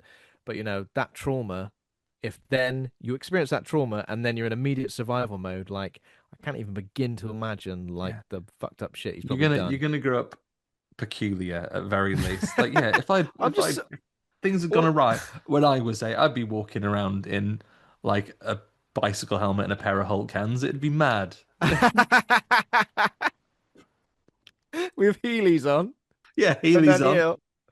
But the thing is, I just want to like that's why having an origin story for him is so good because like there's bound to be someone that he's learned certain things from. He didn't just go out into the because first of all, how old was he? Like 8 or something like that. Eight Yeah, years he would have old. been, I think, His about eight. his dad was also like a pastor or Yeah, whatever they're called, vicar. Yeah, And also wasn't he sort of screaming about how he wanted the yeah. rapture and He so was he like, obviously "They're my wasn't very children." sane. So obviously Yeah. yeah. that's messed up his brain as well. Is there Like like he's a seen mental that illness in the happen. family? Like his dad, obviously, it was Yeah. his dad was having a stressful day that day, but Yeah. is there an underlying issue Mm. there that like he was prone to those kinds of wild mood swings and everything as well? If not biologically, then he grew up in an environment where, you know, Yeah. maybe there were other things in his life that you saw that his dad would be unusual about beforehand. It's just Yeah. absolutely fascinating, isn't it? Because we, in so many films, post-apocalyptic films as well, sometimes we get these kind of psychopathic characters, don't we? And they're quite like one-dimensional, in terms of they just want to cause, and on the surface, sure, it does seem like he's one-dimensional, but as the film progresses, which is why, and again, spoilers, I really, really hope he's not dead because I feel like I'd love to see what comes next, potentially. I'd I love feel to like see he's him coming back as a special infected then. a special infected or what like a boss infected. But Yeah. I like Negan in The Walking Dead was kind of introduced as like this amazing enigmatic big bad, and the fact that as time went on in those series we started to see him sort of make a transition into a hero of sorts, a good guy. Yeah, he's like a bad bloke, but for the times they live in The Walking Yeah. Dead, I'm more familiar with the books than I am the Yeah, yeah, show. yeah. But he becomes from being their like worst, most hated enemy to a necessary evil to someone who you, in certain circumstances and in certain threats, you maybe like more than the Yeah, and close to Maggie as well, characters even you though want. he Yeah, killed Glenn. yeah, Spoilers for The Walking Dead, of course, but it's been out ages. been out for a while. Yeah, It's been I out think for it's a while. almost finished the second run, right? It was started being re-released in color, so might be Oh god. done with that now. Wow. A lot of time between drinks. Um, so yeah. I also always wonder, when you obviously saw Jimmy Crystal when he was a kid. I thought, how did he survive this long? 28 years. Because I feel like in a normal zombie apocalypse, sure, dangerous, but you might be all right. Rage virus apocalypse, bloody hell. What's the point in even trying? I guess that probably is safe by the fact that he's in quite a rural place in Scotland, right? When it happened. Yeah, So yeah. if he escaped that first encounter, maybe he just spent a long time Yeah. not encountering anyone, or maybe you do in Jack O'Connell's on a hot streak, to be honest, because he's now had two films back to back where I am so interested to learn more about his character. Yeah. No, that's true. Yeah, exactly. And there's so much, he sort of delivers a performance and it's got so much history to it, you know, even though there's just like a few lines of dialogue, he's not like well, he is a major part of Sinners, but he's not the most prevalent throughout the entire running time, is he? So Yeah. Yeah. Do you have a preference, Asher? Do you prefer his performance in Sinners, or is it two different performances, I guess? Well, they're I feel like in this one, I find probably the Jimmy Savile link just makes it really, really chilling. Like it really Mm. sort of very, very deeply unsettling. In Sinners, I don't know. I didn't really find him. In fact, if anything, the first victims that you see him take out on screen are a bunch of like hicky racists. So I'm kind of like, Yeah, oh, I that's kind of true, like That's actually. him. right. Yeah. Yeah. I can tell you which one I'd prefer to be in the gang of quite easily. I'd have eternal music memories of my Oh, right. ancestors I wonder what you're every gonna say Yeah. day then. from being in Yeah, a because constant battle for life and death and having to say how's that all the time. I don't even like cricket. I feel like Famously. if I was part of that musical cult though, I'd be kicked out. They'd be like, "Oh, you've not got much talent here. Like, can you please like we only accept people who are actually because they're all maracas. super talented, But but you've then got a can great play visual fiddles and age, so Yeah. they could absorb those skills from you. Plus, if you're a vampire, there's plenty of time to learn an instrument and become a master of it And without because they have a aging. hive mind, you would instantly know Yeah, an that's true. instrument from them. but would they also sort out my vocal cords so that I could sing well and not Probably. sound like Yeah. okay, well fine, I'll do that one. Yeah, why not? Um, so should we just talk? So obviously we talked a little bit about the cast. Ray Fiennes. It's weird that we talked a lot about the Jimmy Crystal stuff. We haven't really mentioned the Ian and Samson love story, bromance Yeah, that we've got going on. there's your big B plot there. I don't Um, even know. Is it B plot? Is it A plot? I don't know. It's called the Bone Temple. is it a double A side? It's a double A side. It is, isn't it? Yeah. We've got lots of music references here. I also, I mean, I will probably be repeating myself based on what I said at 20 years, 28 years later, but I'm so glad that Dr. Ian Kelson is a character like he is because they could have easily just made him a bad bloke, couldn't they?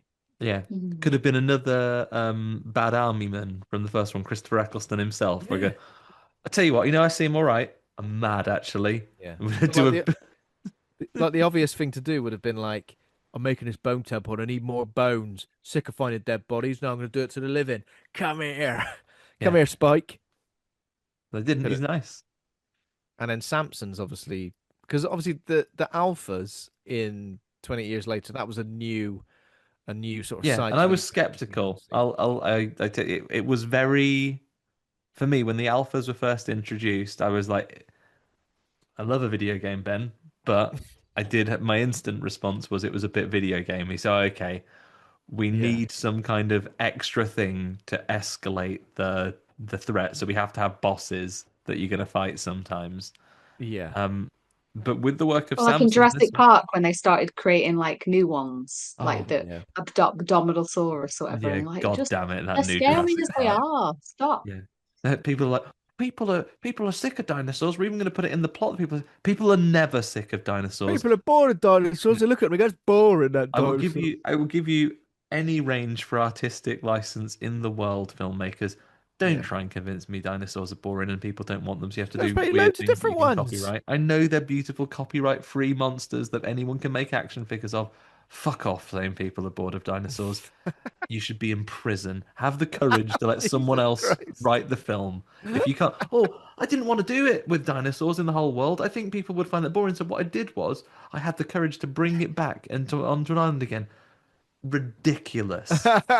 If you can't think of something, oh, I feel I can't tell a good story with dinosaurs out in the entire world full of dinosaurs and people forced to live together again. So I made them all die out between films and move back to an island. Give the job to someone else. Ask literally anyone. Ask a kid sitting in the dirt playing with his crayons. Do you want to write a story about dinosaurs being over the whole world? My God. Don't try and make me swallow that tripe. Imagine dinosaurs in a shopping centre. Yeah, Done. easy. Dinosaurs in a shopping centre. What if it's the Winter Wonderland and there's a Christmas there and there's a Santa there and there's an ice rink? Yeah. I'm sold. I'm sold Imagine by if there that. was just an island 28 days later was where no dinosaurs had come, but then the pterodactyls come and fly down there. And it's on their migration pattern, so 30 days of night style. They're only going to be there a little bit and then they're going to fly off somewhere else. So you've just got to hide from pterodactyls There you go. until You've done it. Tuesday. You've done it, mate. Pterodactyl Tuesday, you'd call it. Pterodactyl Tuesday. See you next Tuesday. Yeah, Um, exactly. oh, we're gonna kill them all off between films. Oh, useless, useless. I guess in terms of like the infected are a bit like secondary in this film, aren't they? Yeah, kind of just an environmental hazard, right? Did you feel disappointed by that at all, either of you? Did you want more? The opposite. I loved it. You loved it? I yeah, I don't know. There's only so many times you can see them and feel like anything different. Mm. Um, yeah, I don't know. I mean, I guess with the last one, they introduced this idea of like levels. Like there was some pale fat ones that were sort of Oh yeah. Oh eating yeah, worms on the floor, and then there was the normal ones, and then the alphas. But then they seemed to just abandon it on this one. There was none of the slow ones. there's one Yeah, none, alpha, and then there's one alpha that we see quite a bit, and then there's just a load of the other ones that are there when you need to turn them to turn up, right? Yeah, exactly. Yeah, sort of yeah, seemed a bit sort of like, oh, I guess we better remind people that these exist. And like yeah. when the Erin is it Erin Kelly, her character goes off, and yeah, and she sees one. It's almost like that infected that runs towards her is only there to show us how much of a badass Yeah. Erin's character is. Yeah. So she Um, can, and is that the guy that we see get infected It's the earlier guy we in that see getting search party infected, that yeah. And again, basically eats shit? it's been 28 years, guys. They must know how to survive, I guess. You know, if you Mm. survive for 28 years, how are you then going, oh, bloody hell, wait for me? Like, you wouldn't shout, wait for me, just fucking leg it. Shut up. Wasting your breath. Be good at running. Be good at running, for God's sake. Um, yeah, so obviously, in terms of, we obviously had Ray Fiennes, Ian Kelson, Jack O'Connell, so Lord Jimmy Crystal, Alfie Williams as Spike, Erin Kellyman as Jimmy Inc. So all the Jimmys are called like Jimmy something. And, you know, sometimes it kind of makes sense. Jimmy Inc., I think Kelly, that's her name. One of the fingers. I think she got some tattoos. Yeah. Jimmy Inc. You're Jimmy Inc. Jemima, you're a lady Jimmy. I know we got two other lady Jimmys here, but you're the ladiest of the lady Jimmy. You But got your main thing is you don't have any other distinctive marks. You are just the girl one, so you get to be her. You haven't got tattoos. yeah. There's like a Jimmy Snake who didn't seem particularly reptilian. Maybe just chose a cool No, last Jimmy name. Snake, Jimmy Fox, Jimmy Jones, Jimmy Shite is the one that takes on Spike at the start in a little battle to the death. It The seems worst one. like now I was going to say, oh, does Jimmy just let anyone become a finger? Because he almost like goes, it's a bit like us inviting people onto the podcast, Andy. You start speaking to someone, you go, want to come on the podcast? He's like, start speaking to someone, want to be a Jimmy? Yeah, but Uh, you've got to beat the worst one. but I feel like he knows most of the time that almost every time what hit the Jimmy that is one of his fingers is going to win, right? He must Yeah. know that. I don't think he's willing to. I mean, it I doesn't guess seem it's a like he particularly win-win, cares right? about Because them. you're basically he gets to keep them under control and have the fear that you could be replaced if you aren't very good. But at the same time, if you meet someone who's dead hard and you I give them a feel chance like to escape, you could it's got get to be them in your dangerous team. though, because what surely you'd want one of the fingers to be like someone you can manipulate a bit more, rather than someone that you've attacked, killed one of their loved ones, and then got in the thing because you'd be constantly have to sleep with one eye open. Because they, I guess some of them might be. We don't know. He might have recruited because yeah, maybe that's on true. occasions where again, this is your lovely prequel film. Like maybe on occasions where in day to day, if the infected just gets one of them, because they can't be like immune from being injured over all this time, Mm. that if he rolls into town with an empty slot, he just lets someone in, Yeah, new member that's of the true. party. I get the impression as well that Kelly's been with him for a long time, maybe the longest as well, because she does say something along the lines of "I've been anywhere." Because he goes, because when Spike tries to escape, he goes, "I just want to go anywhere," and she's like, "I've been anywhere. It's shit." Yeah, been all over. So it's kind of like um the lesser of two evils, isn't it? Trying to stay and survive Yeah. with them. Did anyone have a favorite Jimmy? Oh. Fairy Wings Jimmy. There's something about Jemima that was very sinister, I think. That as soon as he picked Yeah. her, I was like, oh, that's a bad Oh idea. no, that's a foolish mistake. Yeah. He Yeah, was her such an dancing was very was just very unhinged, wasn't it? Yeah. Dipsy dance. The yeah. Dipsy dance. Yeah. I don't even remember Dipsy doing a dance like that, do you? I was thinking, when does Dipsy do this? What episode was that? I only remember the Tubby Custard episode. That was my favourite of all time. When they were Tubby talking about the Tustard. apples, I was like, don't you remember the one where the Tubby Custard machine goes crazy Yeah. and Tubby N- Toast? Nunu has Tubby to Toast, slurp it Tubby all up. Tustard. Yeah. I feel and again I did say to my wife, I said, um, all the like less interesting Jimmys are the ones that like make it to the end. And then she was like, yeah, but those were the most compliant ones. Yeah. I was Mm. like, okay, that kind of makes sense. Yeah, anyone who's got like any sort of extreme personality about them are sort of putting themselves out there to get done in, I guess, aren't they? What would your Jimmy name be, you two, if you were going to join the gang? Jimmy Bold. Jimmy Bold, very good. Yeah, Jimmy Bold. Well, I think they're all bald, aren't they? They've all got like shaved heads, pretty You've just got much. to wear the wig, haven't you? Yeah. Makes it easier. Got to wear the wig, yeah. Oh, But Jimmy Crystal's hair, that is actually his hair. I don't think where did he get is it yeah. is naturally blonde or did he get his? It's a very Chad Kroger like hairstyle, isn't it? Of course, in the era I he was guess in, he that wouldn't know that was. this is it for American audiences who don't get the Jimmy Savile thing. It could just go over their heads and they could think he's modeling them in his image. Yeah, I think I think it's already gone over their head. I think I've seen a lot of people dressing up for Dressing up screenings, as haven't him. they? Yeah, I've seen the We're same. going. Lots of It's a people bit dressing up, and then iffy. lots of people saying, "Don't do that." But Yeah, yeah, but Rick, despite these stark warnings, I bet it'll be one of the big Halloween costumes this It year. will definitely. It's a good outfit for multiple friends, isn't it? it is a. I feel like it is a grey area because they are dressing up as a bad guy in a film, you know. And I know he kind of looks like a famous real life bad guy, but Freddy Krueger. I mean, I know he didn't. It wasn't necessarily confirmed that he was a. Listen, we only like the Freddy Krueger from when he only murdered kids. That's all Yeah, right. Don't like it when he's actually a pedo. yeah. That was the remake that was responsible for that. But still, like, you know, people dressing up as mass murderers and stuff. You know, people when the Jeffrey Dahmer Netflix thing came out, people were dressing up as Jeffrey Dahmer all the Yeah. time, putting the old Jeffrey Dahmer glasses on. I think, yeah, people are edgelords, aren't they? And they just think I'm gonna dress up like this. Who cares? Um, Listen, I'll say what I think, right? That's what they um, Samson, he gets. I mean, his in. It's quite interesting. How did you feel about the kind of cure stuff and everything like that? Because I feel like a lot of I mean, Day of the Dead is obviously one big one where they try and give like a zombie a little bit of a personality. What was his name? Bub? Is it Bub? Bub, yeah. Bub, yeah, bit of a personality and almost like, oh, is he still human in there? Can we sort of help him and stuff? I I liked it.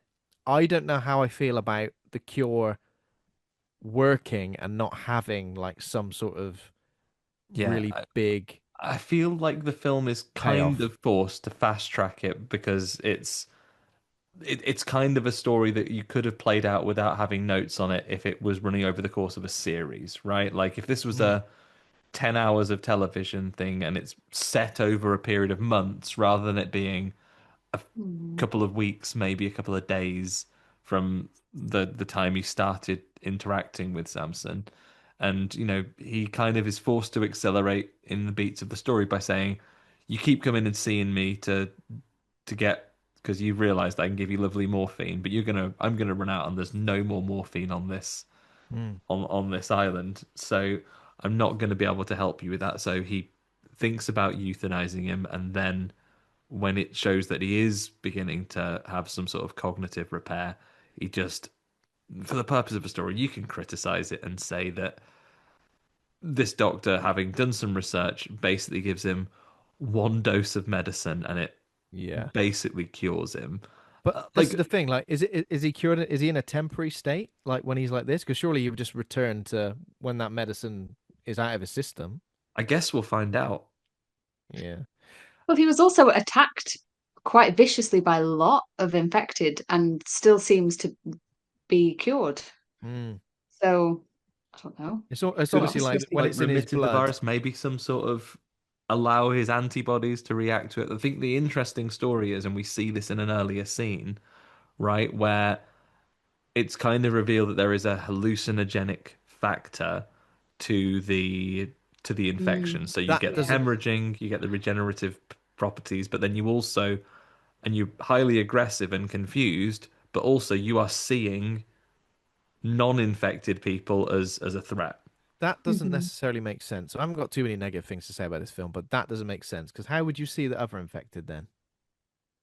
You just see if you saw them as infected, you would then attack them as well. Same If team, blue on that's blue. They come upon your hood as green men. but you know what I mean? Like in terms of like, I get it, but that doesn't really it doesn't really make sense Yeah, I because guess it would be against the idea of them ever banding together, and you would have yeah, basically it infected doesn't. beating shit out of each other. I get it, but I feel like what I here's I didn't need him to be cured in order for it. So it was kind of building up to what we all thought. I don't know if you agree that Samson was going to somehow play a part in the final scene. So Mm. when Jimmy maybe does attack Kelson, Samson appears and something happens. I don't know. I also feel like it would have been a bit more poetic if the way Ray finds, and again, major spoilers for 28 years later, the Bone Temple. It would have been a bit more poetic if the way that Kelson went out wasn't just getting a little stab Mm. from Jimmy Crystal. It was Samson who maybe did it. I Maybe was something worried that was going happens. to happen for the duration of the film, and I think Yeah. Kelson, good old Ian, almost accepts that, right? Because at one point, Yeah. when Samson is dosed on his morphine, um, Ian gets himself into a big old K hole as well and just passes out. Oh And yeah. Just I falls think he, asleep. I think this is I Yeah. think this isn't accidental that this very No. meticulous man makes a mistake. I think this is a an acceptance of his sort of a fatalistic approach to his life. He's He takes obviously that lived. thinking, I can have my head torn off in my sleep if I'm wrong about this, and Yeah. Mm. he is interested in hurting me when this runs off. I will just be asleep and he'll kill me, and he doesn't, and Mm. that kind of gives him the hope to carry on. He's obviously spent enough time in the company of death that he said I haven't felt scared for my life in a long time.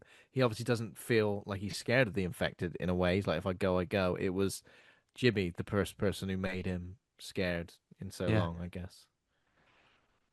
But yeah, I was kind of hoping for the way it panned out exactly. I still think it was great, the finale. But I think the way it panned out exactly, I needed something else. I don't know, also don't know how I feel about Samson having a bit of a flashback to his life before he's infected. I don't know kind of liked that. how does everybody feel about that? Yeah, I quite liked it. Yeah. Yeah. I don't It's know. not, There was a weird bit where like someone like gets a horrible CGI infected face, and I thought, why have you done that? Surely you can Having a just nightmare on the train, isn't he? having a It's bloody nightmare on the ever train. so stressful. But You yeah, think, I guess it was that stuff, the sort of hallucinogenic stuff, like why? Because he says I've seen infected kill children, I've seen infected kill babies. What are they seeing? And I always thought the rage virus was literally that. It was just complete and utter loss of control. Just mm. yeah. that was it. I was Like the reading in the trivia that hallucinogenic stuff. obviously we never really hear infected speak, with the exception of at some point in the very early, I think 28 days later, apparently there is a scene where one of the extras is being pinned down and it's screaming, I hate you, before it is Oh, dispatched by, I think it's by Killian Murphy's I hate. character. I need to go back and listen to that. Okay. But we don't normally hear them speak, which is why typically they haven't, but we do get it in Ah, this film so as it's the there is infected some little boy. Sorry, Andy. yeah. So you have you got it? Go. Yeah. Infected little boy in the cafe. So you remember when he goes in, he goes, "We haven't got any cheeseburgers." The cafe can be heard saying "I hate you" during the transition to the outside shot. It's the only time an infected speaks. But Mm. again, like I think 28 Days Later just gives me so much that I sometimes I think, is this real? Is this the perspective of this particular character that we're seeing? Not that they imagined it as such, but misheard it. I think it's good at doing that. Like a lot of these scenes, you can kind of take away something different from it. I think that's why it's my favorite sort of zombie infected franchise, or film series, I guess, because it does have that kind of like dreamlike quality to a lot of stuff, Hmm. which I really like. Yeah, I can see that. I hate you. Well, now you're gonna die, mate. You Listen, hate me. and there's no You cheeseburgers. don't even know me. You just met me. That's Yeah, pretty I creepy think it's though. an interesting take, and I like the idea that the Doctor, old Ian, is very happy to try and get this a spark of there still being something of the original person behind the infection.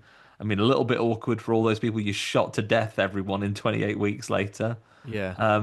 If there is a cure, and I think this is another great point of interest to me about what's going to happen with this next one. Is Samson recovered to the point that he would think to can he think completely clearly? Can he pick up Ian's notes and bring them to other characters so they can Mm. so we can share this knowledge of the in the being a way out of the infection. It's like the last series of Deceased from Tom King, which is excellent. You should read it. But um, like, is he enough to do that, or is he still just a fairly is he going to be still fairly limited in his vocabulary? Is he going to be like a Conan the Barbarian type, wandering around the wilderness, not malevolently hurting people, but still not, he's not going to be a strategist anytime soon. It'd be interesting to see where they go.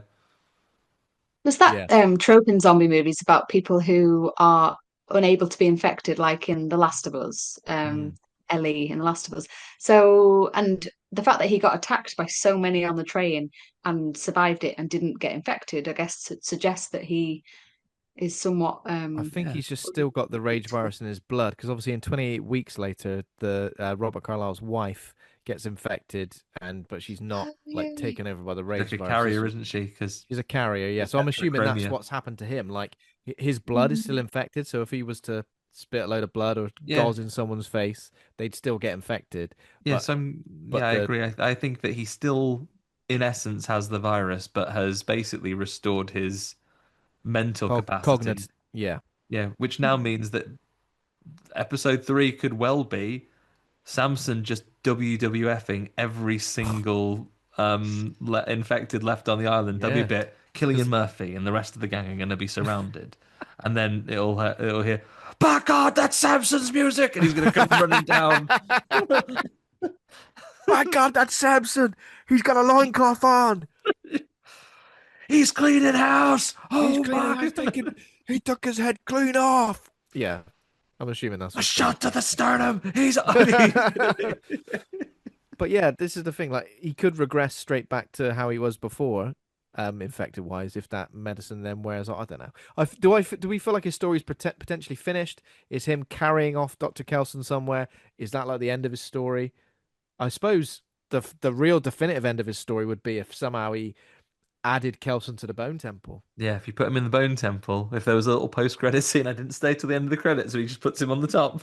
Puts it on the top because he's good at ripping Did he heads out. definitely die? Did Kelson definitely die? Because it was only a little stab. Yeah, I Yeah, mean, I think it implies that he's dead, but I feel like they could easily write Mm. their way yeah, out. they do say like, "Oh, you sorry, you're not going to get better from that. I guess he got you in the heart." Yeah, but he's like stomach in it. Yeah. Stabbed him in the stomach. But I think again, I like this film because it's quite realistic in terms of little stabs. I've been stabbed in the leg. Nah, right, that's I'm gonna fuck you up. Oh, that's an artery. That is. Sorry, mate. Oh, I loved that bit because I mean, that's our opening scene, right, where Mhm. Spike gets initiated into the Jimmy gang. Spike. Yeah, so it opens with so the thing after being rescued by the Fingers gang, led by the charismatic Sir Lord Jimmy Crystal, Spike is initiated into the group, and he's supposed to fight Jimmy Shite. We don't necessarily see a moment where it says choose one of us to fight. He must get this thrust upon him, right? Yeah, when he Mm. goes to the Swindon Dome Busters and has to fight them in a drained pool. Swindon Dome. Is it closed? Swindon Dome Busters. I don't know. Oasis. Yeah, is the Oasis Swindon currently Oasis. I closed? used to know it as, yeah. If anyone's following along for us for Horror Hangout for swimming news.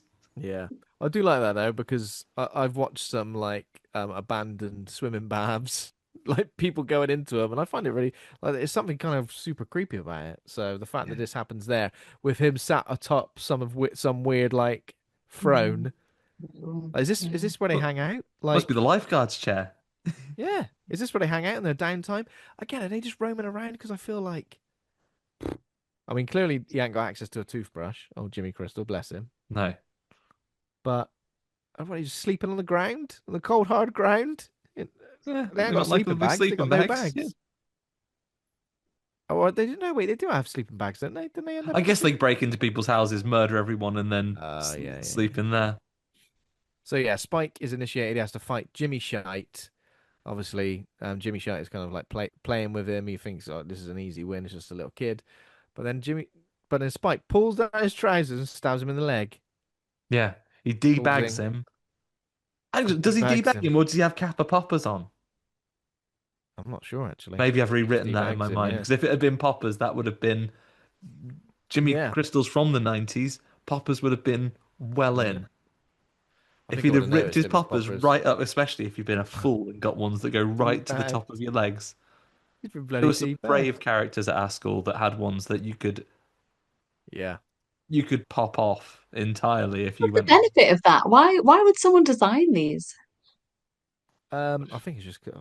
I don't think there was any real. Was Fashion. there any? I Maybe mean, it's just a I don't know what adults were wearing them for. Like, were adults wearing it, but like, oh, if I'm doing a triathlon and it's time for the swim, it's easy for me to just whip my kecks off.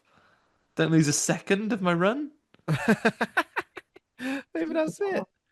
Maybe But that's it. You never but for know. me, like as a child, I wasn't brave enough to have ones that went all to the top, but people would swing past you and undo your poppers, which now I think of Yeah. it, was Humiliating. probably a sexual assault. That's terrible. Kids don't assault your friends by ripping their clothes off. But Oh my god. Jesus. yeah. Um. But yeah, he basically debags him and then stabs him in the leg, and everyone, like the one, use their detective vision to go, you're dead from this. That's I'm it. not You're even gonna done for. try. Yeah, that's an artery. You're absolutely done in. Sorry, Oh, mate. when he Rest yanks it in out, he goes, peace. "You bloody hell! I'm going to pull this out." And then as soon as he pulls it out, it's like the voiceover comes on. That's when he knew he'd fucked up. That's when he knew he was absolutely deaded. Um. Bless him. Uh, his mate, the Welsh one ain't happy about it, and I think that establishes that he's gonna probably give Spike a clip around the ear at some point in the future. But yeah, he gets initiated into the group, and Sir Jimmy renames Spike Jimmy. Do I not get a little tiny addition to my name? Maybe you have to Little do a Jimmy. thing It's right to. there, little Jimmy. Oh, Jimmy. Yeah. So all the I wonder if fingers. Jimmy knows about Wee Jimmy Cranky. Maybe that's the person he's trying to recruit. So each one of the Jimmy gang are basically called the fingers, and then the fingers which make up the fist, which is the Jimmy gang, I guess. Yeah. Um, so most of them are pretty nuts, but we've got like obviously Jimmy Ink's got a bit of empathy. Jemima is pretty sadistic. I mean, they're all pretty sadistic, and there's a few of them who kind of just like, I guess, we won't say much because we don't want to get drawn into some sort of fight to the death. So we'll just chill out back here, not Yeah. say a lot. Just stand back here and aura farm. Yeah, or a farm. Dr. Ian Kelson, so he's continuing to maintain the Bone Temple and as an ossuary, is that it? Yeah, not For sorry. those killed after the outbreak. Um, is his work done? Because I feel like it felt very complete, like that his work was It was very done with the Bone symmetrical. Temple.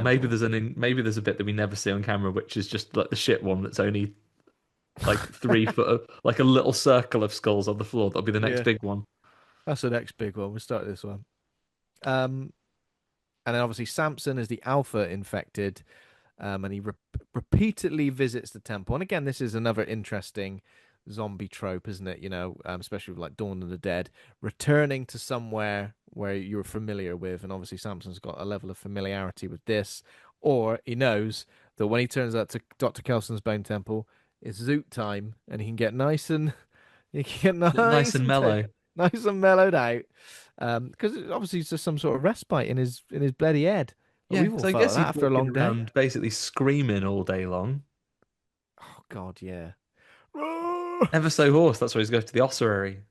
Um, that's where you Samson's keep your obviously got horses. his blowgun, and obviously Samson. Sorry, Kelson's got the blowgun. Samson recognizes the blowgun and what it means. Initially, I thought he was gonna like, oh, he realizes it means I'll get shot, so I Oh won't come yeah, I close. thought he was going to like dodge. Yeah, Mm. dodge. But no, he likes it. He He likes it. likes He's like, going give and me a bit getting of off that his then. tits. Because every time I go here, I have a real chill time. Yeah, and I wake up absolutely loving life. Again, but there was a lot of interesting stuff in 28 years later, and I think there has been a lot of interesting stuff in this franchise about the way that infected kind of have changed. And 28 years is a long time, but Robert Carlyle's character in 28 weeks later, a bit of a weird stalky infected, lurking in the shadows, following Yeah, lovely special infected that he was. special Also, infected. basically, all of these films wouldn't have happened if he could have accepted that his wife probably wasn't going to be interested in seeing him. Yeah, and giving him Oh, a I big did old leave you for dead. sloppy kiss. Yeah. Yeah. Listen, Bobby. I guess the other piece about we've kind of covered lots of the Cure plot as we went through because this plot kind of runs in parallel. What we maybe want to look at is the because this is where some of the most horrific violence of the films comes in, right? The Jimmy gang plot where they're at this farmhouse and they've captured these Mm. people. Do you want to talk us through a bit of their charity, Ben? Yeah, so they obviously so first of all we're introduced to a new group of survivors. There's a pregnant lady, a young lad who's Andy Serkis's son Is in real it life. Did you know that? Yeah, Jimmy Circus? not playing an ape in this film. Don't want to be typecast. Yeah, so they obviously come across the infected, and one of this group gets attacked and killed and raged. Yeah, But they go back to this farm, and when somebody answers the door, they go, "We've lost one of our mates. Sorry." And he's like, "I don't give a fuck." There's a group of Jimmy Savile lookalikes have just turned up, and they're in the cottage, all sat around the table, all having bowls of Cheerios. yeah. Terrifying. The couple that come back. So there's the pregnant lady who I also feel we may see Yeah. return. So it's Tom and Kathy who are the couple Oh, that I was gonna say, that is the guy return. got a name? Because Tom's character for me was a classic example of someone who could have become the new man from this film. The new man. It's bloody man, isn't it? I feel like man was the man who got manned before. Yeah, the That guy who guy. gets infected, his name could well be Don't run Man. away. Wait for me. Well, what? So we all die? Is that what you want? Is that what you want? Idiot. Hold my hand while I run. Um, yeah, so this is pretty good as like a sinister, sort of scary scene, isn't it? Because obviously, I guess Jimmy's trying to be quite normal, well-to-do, well-spoken, telling them about the Teletubbies while everybody else goes around terrified, feeding them slop. Yeah. Big old, big old saucepan full of boiling water as well. Get me some boiling water, Rio. I'm absolutely parched. It's a good weapon though. If you were that guy thinking, shh, I bet he's like Oh, it would have smirking been a to great himself weapon thinking, if you didn't just throw it on the middle of the table. yeah, Idiot. just dunk it over Jimmy's head. He would have been That the would have been way to it. It would go. have been over. But no, Um, just throws it on there. Asher, what were your feelings of this one? I think the tension in it is fairly incredible around this table. Yeah, definitely. And I think like I said before, I think the dance made me feel really uncomfortable. Like it was very unhinged dancing. And then when she sort of stops and he's like, "Don't stop." Okay, and Yeah, it's don't bloody stop. I'm loving that. That's my favourite. That was like yeah. a And real I guess Homer the fact that Simpson. I she's didn't say wearing stop. sorry, go on. It's just saying it's a real Homer Simpson. I didn't say stop. She still does the Yeah. dance. And she's I wearing like child butterfly wings or whatever, right? And It like was kind of creepy where she got them from. sort of yeah, she was definitely I think she might have been my sort of creepiest character, I'd say. Yeah, I think she was, yeah, absolutely. Mm. There was something very, very unsavory about her, Mm. I which think was the age good. of her as well. I would probably say she is younger than Jack O'Connor in this film, right? So you can only assume if he was 8 when the infection took over, she was possibly a couple of years younger, even. So someone who was probably a proper little dot all this whole Mm. time and has never had. If she's Yeah, been, we don't know how long she's been with this gang or other horrible things that have happened to her. She may be a yeah, very warped character and obviously capable of Mm. incredible violence as well. Mm. very capable. Yeah. Yeah, the old Well, dipsy. she says later on, doesn't she, that if any of the other Jimmies had been picked, they would have just stabbed you, but not me, kind of thing. Like she Yeah, obviously that she's not just following orders, she's obviously really enjoying it. Yeah. yeah, she's absolutely loving it. The most sadistic one. Who are you gonna pick? I'll pick that one. Oh, bad luck. I mean, as soon as that happens, oh no, No. oh I'm please. surprised he didn't just say like, "Where's the little boy who was it? Can that Yeah, one? Where's that little lad who's just gone Is out that and still an been? option?" I think Is they it? mention after, isn't they? Gone. If you were there, you would have been picked, and Yeah. Yeah. basically, it's your fault that she's dead Mhm. because, yeah, that's And I that's guess how it the works. other thing as well, like if you're going against them, would you? I bet he won't let you. If you go, can I fight you, Jimmy? Oh yeah. This main one, try and Oh undermine him a god. little bit.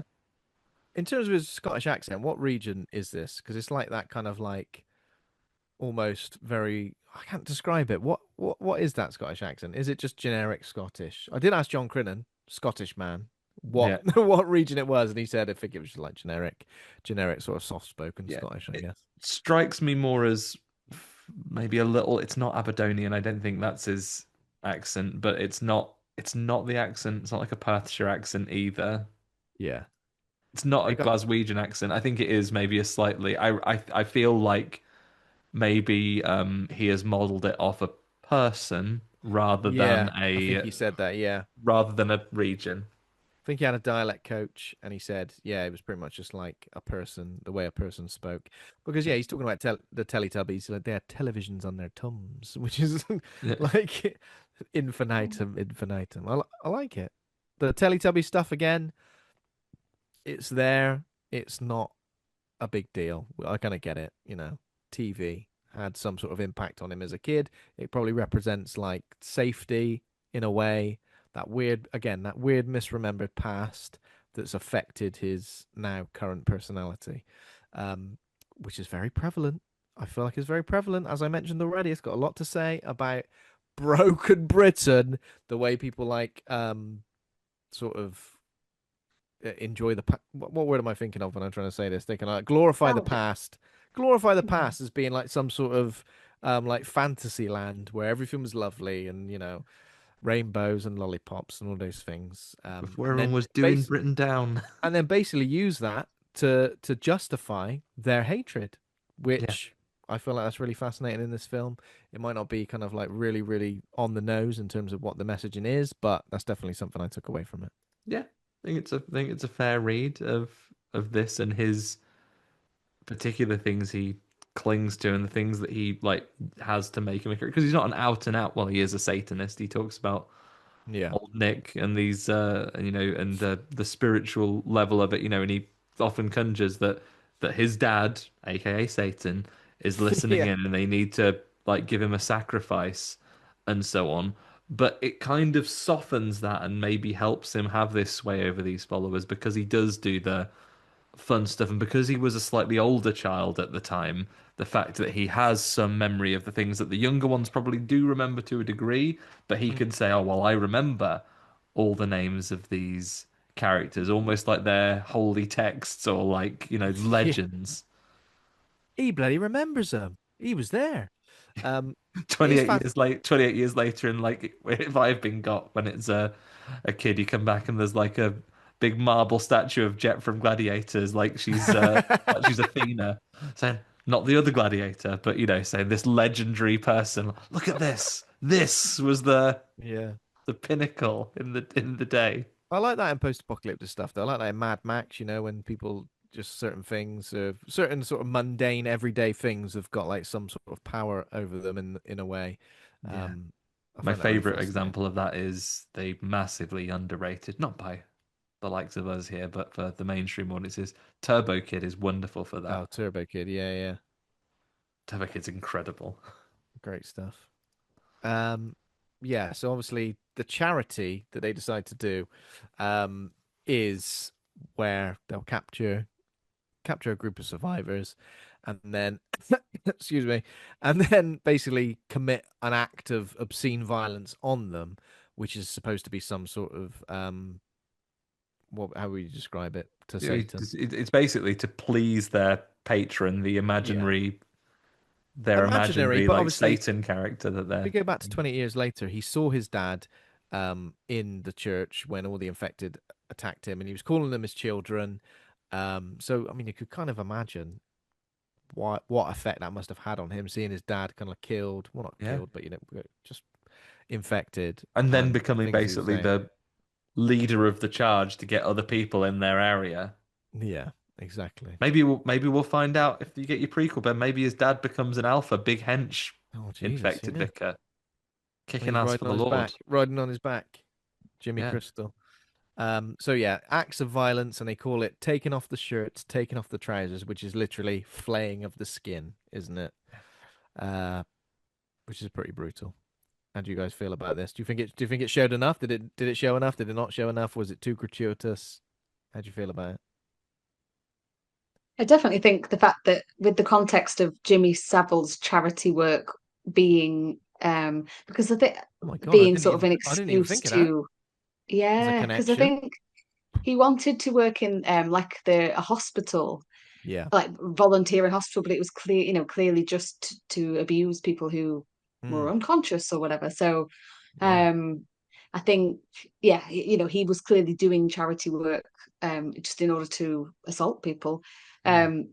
So yeah, that added just a whole other unease, just calling it charity. Because at first, obviously, when he mentioned it, I thought there was that they were going to go easy on them or hard on them or I'm going whatever. to do something But nice it for him. turned, yeah, Yeah, like there was a game of chance, oh, maybe. Yeah. yeah, but did he say death or charity, or I can't remember. I think he does Maybe say I've just about, like, I imagined. think he gives the final guy the choice of, like, you can join or it's charity. That's what he gives Yeah. Nam, Okay, aka yeah, Tom, the choice to basically yeah. Because obviously, I guess. Sorry, go on you then. can take the challenge to join the gang, or I can just charity you. Straight But up you're right, I'd charity. never thought about that as a No, me neither. angle Yeah. of charity. I did hear an interesting point about Jimmy Savile being one of the early proponents of charity work in the UK in general, which, secondary to his actual crimes, but it did perpetuate the idea that medical care and care for vulnerable people is the responsibility of individual citizens to raise money rather than it being the government's fucking job. Yeah. Um, not, So what you're saying is Jimmy Savile was a great guy? no, the Did a worst. lot of Saying good, the opposite, did isn't a lot he? of good Yeah. for the world. Invented charity and excused the Yeah. government from having to make sure Yeah. people were cared for properly. Not their But responsibility. Yeah. the but you're right, that's an interesting point to call it charity given the Yeah. connection I never there thought of that connection, as but well. now it's got me thinking, definitely. But yeah, it's always like charity or join us or charity, and charity always means death, but after agonizing pain and Yeah. the actual Being like flayed. A lot of clothing based ones, taking off the shirt, flay your body, yeah, taking taking off off the trousers. What other ones do you flay reckon they've got? flay your legs. I bet they love degloving people, don't they? I think they've got degloving down. They got degloving down. Um, but in 20 years later, we see someone just with Jimmy carved on their body, so obviously that's something as well. Like this act of like That's his writing signature pain. series. That's what they call That's a that. signature series. Like as he got worse, like as time's gone on, how Yeah. can I inflict the most bloody pain so that old Nick is happy with me? Um, but yeah, like his words are essentially treated as gospel. Apart from Kelly Inc, I think she does mention a little bit later. She thinks he might be full of shit, but clearly she's not adverse to like being a little bit psychopathic herself. Not just the act she commits, but when she does see Ian Kelson all red, and she's on her own at this point, she does go, "That's bloody Satan, that is." Yeah, she sees him, and which is what leads them to come to them later. She goes, Yeah. that's the bloody devil chatting Yeah, to so her. she's not like of sound mind. Not I was going to say she was, because they've all got like the upside down crosses on Yeah. like carved on their heads as well. That looks badass, to be fair. So they've been inducted Uh, into the gang for a long time, right? yeah, so we're made to think that this has been going on a long time, and yeah, What do we think of um, the bold escape here? So we basically have a little bit of an aside while Spike is off vomiting his guts up.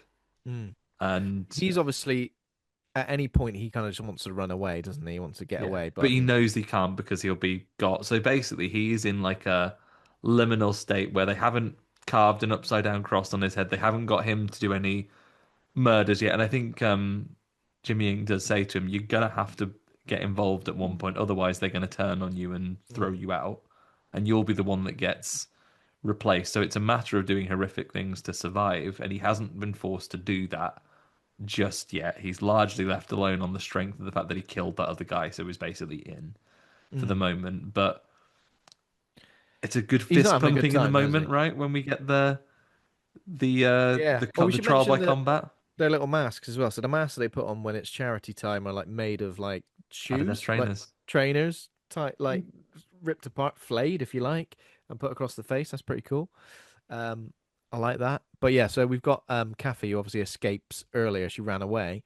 Um, she's in the barn, hiding in the barn, kind of watching this all unfold, watching her partner Tom get attacked, and then obviously he gets the choice to fight one of the Jimmies in order to survive and potentially become a Jimmy himself, or get charity, of course. And he chooses Jemima, that lovely unassuming young lady there.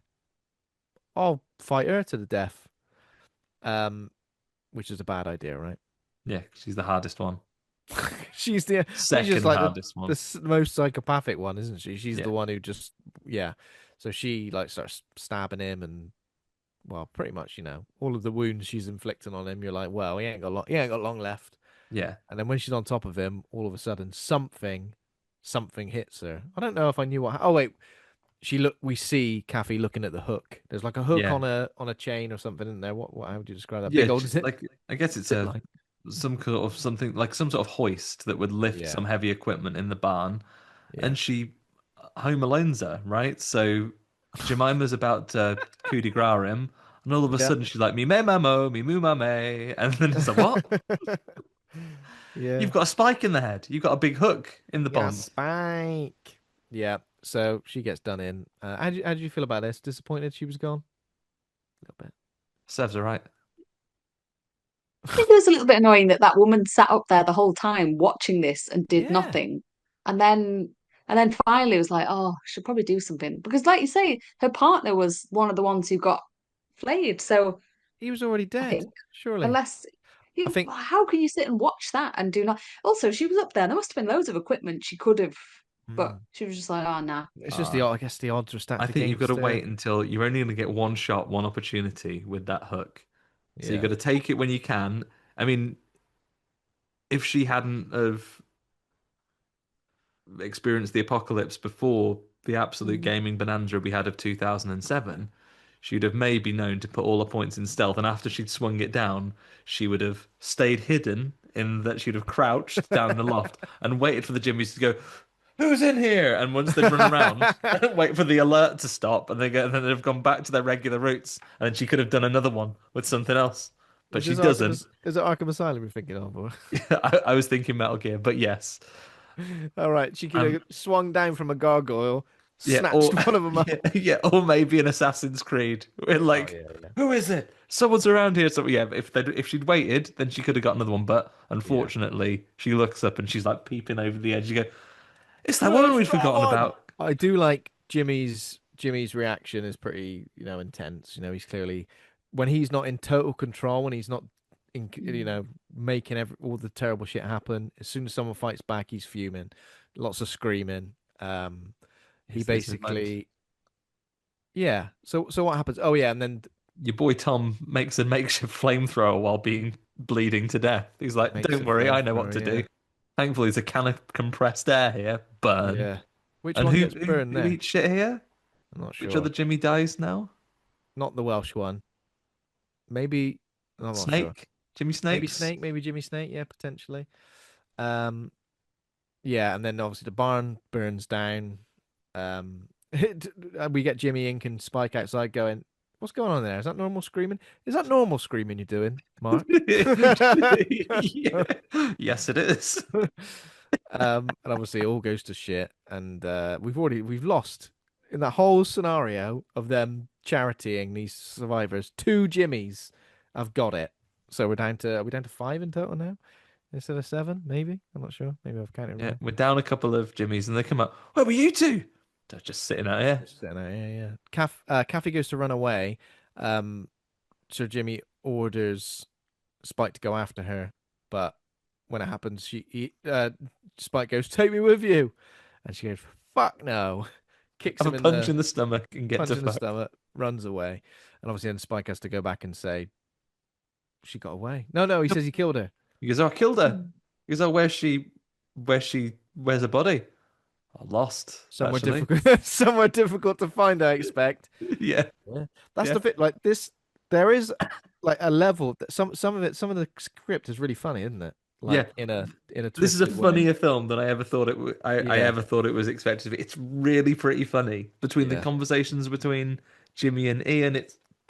It's quite got a light tone, and Jimmy and certainly Ian, does the con like the way Ian like talks to Samson, and then this sort of interaction is pretty good as the well. musical bits with him Dancing just to singing. Duran Yeah, Duran was The very dancing to absurd. Duran Duran, yeah. of course, very unexpected. Mm. Like, so that scene behind your head, Andy, we'll get to this, of course, and I just wanted to mention that as you mentioned that. You know the scene where he's kind of like screaming and his hands are going up like that? You could have given me 1,000 guesses as to what was happening in that scene, and I would have guessed wrong every time. I would You'd have guess like never. he's got infected. He has gone mad. He's got All these infected. He has gone mad. He's trying to scare Jimmy away. A, a, the a bone million temple's things. fallen down and he's lost it. He's lost it. Bone temple's fallen down. That skull I put there yesterday is fallen down. Oh, he does say in 28 years later he's not that precious about it. Move the skull, did you? That's all right. Don't worry about it. Kick one if you want. You're telling me there's not been like a gale in the entire 28 years that's just blown these things down? Yeah. Bloody hell! Watching them all topple. But no, yeah, you're right. I would have guessed all these times. I would have never guessed music video. No. Um. So yeah, obviously that all happens, and I think then when do we go back to? Basically, I mean, it's the should we thing. should So we catch up with Spike basically Kelson? comes back and says, "Oh, oh, she got away. She'd be really hard to find." And he goes, "Well, maybe I should ask old Nicky Knickknacks if whether I Yeah. should kill you or not." And this is when Jimmy Ink pipes up and says, "Why have you got to ask him in your imaginary mind palace? Because he lives just over there. Go and ask him for Yeah. yourself." So And there was this a is bit. where he's like kind of back for he's like, "What?" Why did she go off, Jimmy She's Ink? meant to be exploring. I think maybe she went looking for the pregnant woman first, actually. Yeah. And didn't they say like find us somewhere to go next? Is that I right? think the Something along those implication is they lines. just always move on to new Yeah. places, I think. And so Yeah. I think he sent her off to go and just find a new place. Find a new place, and she finds Dr. Kelson. I guess we should just quickly get up to speed with what's been going on with him. So obviously he's been giving Samson a lovely bit of morphine, but while this has been happening, they've been like a bit of a bromance has been happening. Samson no longer attacks Kelson, seems to be regaining some sort of sanity, and Kelson also thinks about euthanizing him until Samson says, "Moon." Remembering the Jaffa Cake adverts of his youth. Half moon. That would have been better. Like, because Totally Totally clipped. kids. Yeah, that would have very been good. good. Because these films are so stupidly British, aren't they? Like Teletubbies and just like all the stuff they got going on. Adding that to it would not have been too far from. Yeah. Yeah. He seems to be regaining his sanity. Puts a pair of kecks on.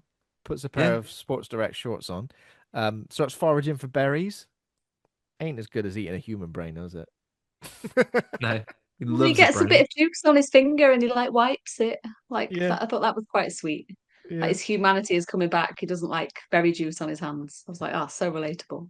I forgot what That's what I'll be Taco like was a here, and isn't zombie, he like, saying oh, I don't like all this stuff on my hands though. Yeah. It the zombies eating, like, again, this is something we don't really see much of in this franchise. We don't see how they sort of sustain themselves. In 28 years later, we see them like in the river, almost like washing, and there's bits where they're like eating things. Obviously, they're eating deer and stuff like that. I don't feel like we see much of them actually eating human flesh because I always get a bit confused as to what they even do because it's one of those things. They in the first one, I think they attacked and vomited blood in your face. That was pretty much Yeah. it. And maybe in 28 weeks, that was kind of it as well.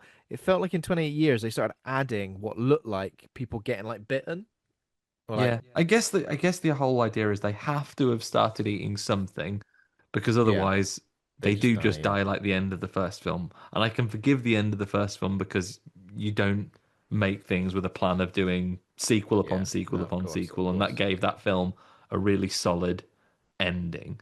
Yeah. But I I agree. guess we can only assume that that was the case of some of them that were right there thickies that didn't bother eating anything. But others, you assume with society's collapse, there are deer everywhere Yeah. and there are bunny rabbits, and there are most people that live there, the people whose clothes have perished away, are living in there, and they're probably subsiding on whatever they can find. And if you don't hunt, then you eat worms and get all fat somehow with just eating worms. Oh, yeah. The worm eating They ones. also seem to be able to birth live young, so maybe Yeah, they're eating their own babies as well. Yeah. yeah. I felt like that because if you remember, Kelson was quite shocked that they had a baby in 28 years. He It was was like, oh, uninfected. uninfected baby. Yeah. And he was like, oh, the magic of the placenta. Maybe that's But what I he got guess that for Samson, got a bit of placenta left because he does pick up the body. Maybe he got a bit of magic placenta and rubbed it into his gums. rubbed it into his gums. What are you doing there? Rubbing a bit of placenta in my gums. Leave me alone. And look, you're talking to me, you're cured. You, Cured. by Jove, you've done it. So obviously now Kelson essentially thinks the rage virus may be treatable. He was basically ready to do Samson in. Hack it Not all over in. for you, Yeah. actually, mate. And himself. Was he going to do himself in as well? Well, he sort of gives Samson's the chance to do that. I'm assuming that Oh, suicide maybe he pact. would as well, because I think he is getting bored of it as well. Yeah, that gut's funny. He's listened to that Duran Duran record over and over again. I know he's got He could have gone Radiohead to in that there. island and met some more people. He didn't have to stay at the Bone Temple. They're all scared of him though on the island. If you remember, they go bloody Kelson with his bone temple, terrifying. Once you met him, though, you'd be like, "Oh, you're all right." Yeah, but it's sort of risky, isn't it, in an apocalypse situation? Um, so this is where Jimmy Inc. sees Kelson covered in his iodine, dancing with a sedated uh, Samson, and What's he what she dancing with him perceives to? as Is it Rio? Rio, I think. Yeah, I like that. Good song. Good. Good song He to might. They dance might to. not even be dancing to anything because I feel like he only rigs up the big. I think he's singing it to him. Oh, he's singing it to him, which is as good as listening to it, I'd say. Yeah, because Samson probably never heard Simon Le Bon He's do it. like, As what? far as he knows, that if he then plays him the record, he'd go, "Is this a cover of your original song, Dr. Kelson?" Yeah. Um, so obviously Jimmy Inc. sees him painted in the iodine dancing with one of the demons, and she just goes, "Well, that's Satan because he's frolicking with one of his infected." He knows it's You, called an alpha as well, despite their differences around the world. It appears that without any sort of technology, common parlance for what alphas who are else is calls it an spread. alpha? Yeah, she said an alpha as well, not Oh, just she any says it as demon, a well. big Okay, I got alpha. you. Yeah, that is interesting, isn't it? Because I feel like, yeah, that is interesting. I see what you mean. The proper, it could have been anything. It could have been like that. Somebody I'd have called them Chazwazzers. It could have been bloody anything. Big old fellers, big swinging dick fellers. That was Big another swinging take dick of the fellers. film. You see Samson put on some pants when he begins to restore his cognitive functions. I forget, as I can't credit them, but I will be very quick to say it wasn't my thought. That someone said, like, is this the Bone Temple, is this a Garden of Eden parable? Has he, like, restored shame to this man who was walking around naked and all of a sudden he's now ashamed of his nakedness again? He's thought to put some clothes on. I wouldn't connect cognitive, behavior to having pants on. I mean, I think it's about the, like, he now feels the shame of deciding, yeah. but yeah, my chopper's out. I better put a cloth on. But to be fair, he's hung like an oxen, so he's got nothing to be. Well, maybe he's still shamed, but Yeah. nothing to be Maybe as embarrassed his by. maybe as his mind has been more calmed, he's begun to notice the breeze again. He's like, Oh yeah, it's "Oh, like I tell being. you what." It's like when you get in a swimming pool. Yeah. He's started to notice the breeze a bit and think, could do with an extra layer. Could do an extra bloody layer. I'm knocking about here. Okay, so obviously Jimmy Inc. goes back and basically says to Sir Jimmy, um, why don't instead of killing Spike, why don't we get old Nick himself to decide Yeah. whether he should be killed, right? And then we get there, we go down because we've had the conversations in between when they arrived there. Jimmy is clearly taken aback. Oh, there is an orange bloke dancing about. Yeah. Because he's don't let him fool you. He's dead grumpy. I'll go down and meet him Yeah. and I'll let you know when it's okay. And this is where they have that great conversation where he talks to him like he talks with nobody else. It's Um, interesting because what do you think Sir Jimmy actually thinks before he goes down there? Because there's a bit where he's looking at him, he's like, "Yeah, that's him." Is it?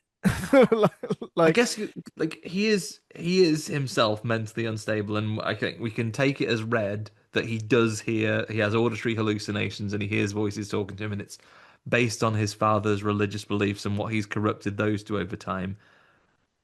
But he is, I think, aware of manipulating his followers. yeah, it's a Like bit of he that. It's a he bit of truly Probably both. is learnt mad that and from he his dad, believes the doesn't he? devil is real. You say he learned it from his dad. Do you say, Asher? Well, yeah, I mean, if he had from 0 to 8 living with a clearly very mentally unstable member of the church, like he probably learned all of these tips from him about how to manipulate people and Yeah. how to use kind of Yeah, yeah, use religion to keep people under control. the cult of personality. Yeah. And he's got the outfit for it. So he goes down and he kind of basically he doesn't try to bullshit Kelson at all. He doesn't say I'm actually the son of the devil and I'm ashamed sadly you're not him. But he basically points out that these people up here, they think we're coming to meet the devil. I need them on side. He I does he legitimately ask him if he's a devil first, though. Yeah, so And you he the devil goes, goes, no. I think that no. picture, isn't it? When, are you old Saint Nick? And he's like, ho ho ho. Are you old Nick? No, I'm called Ian. I do like how he says that. I'm I'm called Ian. Ian. Yeah. Oh, yeah. Oh, so you're not old Nick. He goes, do you mean Satan? Yeah. Yeah, you're not, are you? Yeah. No, Like, he's I'm not. obviously So having those yeah. And doubts, I bas- guess, about it. yeah, and then basically says, look, all these people believe me. I need to introduce them to someone who will pass as Satan. You can help me do it, or I can come down, tell them you're a normal person, and we can kill you. He says, I'm going to feed you your intestines. Yeah, Doesn't he say something like that? he I does. feel like, I know Kelson does the best job possible to convince him he's the devil. I'd be pretty convinced. Yeah. No one's ever seen a big old temple made of bones, an orange man, a giant alpha who's your best mate. I mean, that's it. Fine. And you hear Iron Maiden for what is probably the first time in your life. Oh my God, can you imagine? Like, I mean, I did say this scene is utterly, utterly ridiculous on paper, as I said about a few other things, but it just works. Yeah. But not only that, I'm pretty sure I'm convinced he's the devil after watching that. I would go, I'm convinced. I mean, mentally unstable or not, I'm convinced. Yeah. And you wouldn't have seen so many of these things. You wouldn't know about, like, there's every opportunity that you probably do not remember what music is, let alone that the idea that someone could wear a welding costume and do a fire show. How long has he been practicing this?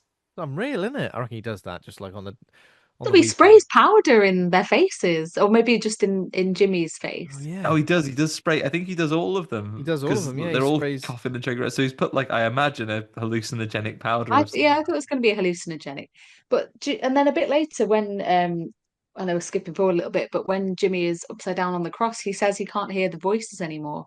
So I wondered if it was a bit of Oh. a cure for that Oh yeah. Oh yeah. I see what you mean. antipsychosis drug. But I didn't But think that antipsychotic in there. he says that he's giving Samson an antipsychotic psychotic.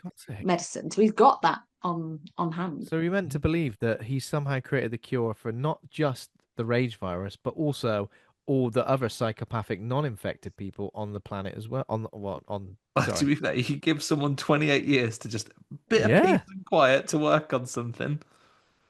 I mean, it's crazy, isn't it? I guess it's like there's so many like thematic things going on, like the kind of the psychosis, which is the infected and the non-affected, is so alike, I guess, in a way that is sort of in this apocalyptic world as well.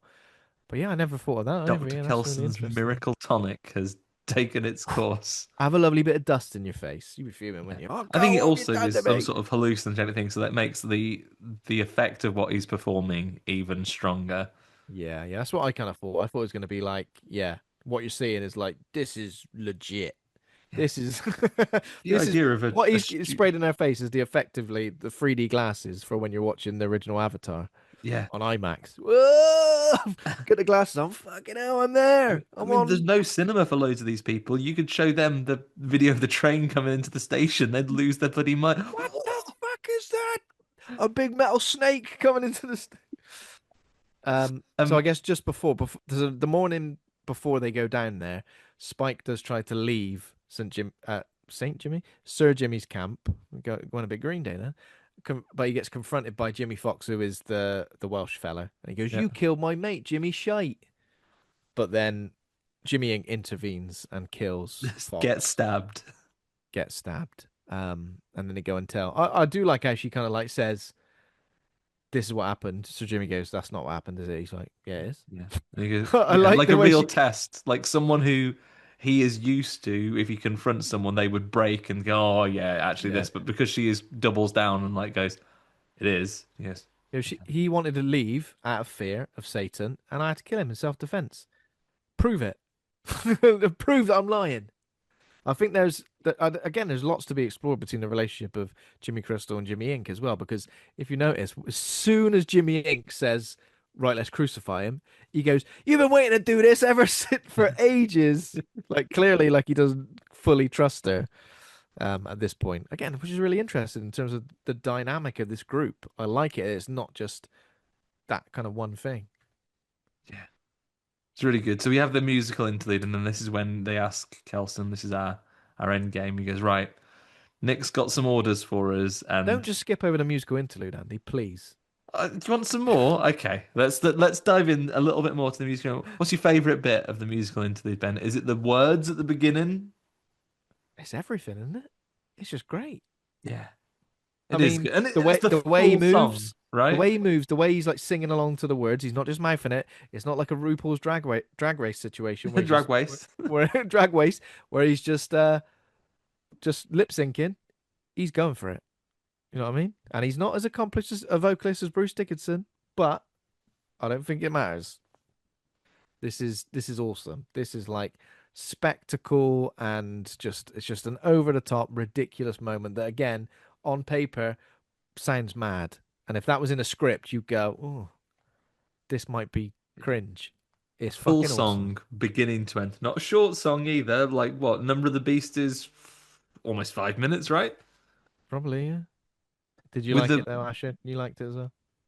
Yeah, definitely. The word cringe didn't pop into my head at all, No. actually, which is interesting because it often does day in Yeah. day-to-day life. But no, I thought no, I thought he nailed it. Really, really effective. And just so yeah, so clever that he utilized all the things that he had around him. Like when Mm. he obviously had scattered some kind of made a ring of flammable materials, but then he Yeah. kind of yeah, really well done. So good. I mean, he couldn't have done more yeah. if he tried. Like what Jimmy asked of him, he has gone. He's gone above and beyond. Yeah, he could have just appeared. He could have just had like he could have stood in the shadow, got backlit, and gone, "Oh, I'm the devil. Don't mess." Mm. But no, a showman to the last. A showman to the last, yeah. And it's kind of like Sir Jimmy's plan to really fully establish himself as the leader of the Fingers because he's pretty much told him, these are the things I want you to say, as like my manifesto. Essentially, these are the things I want you to say, which is like, keep doing the horrible bits of charity, killing people.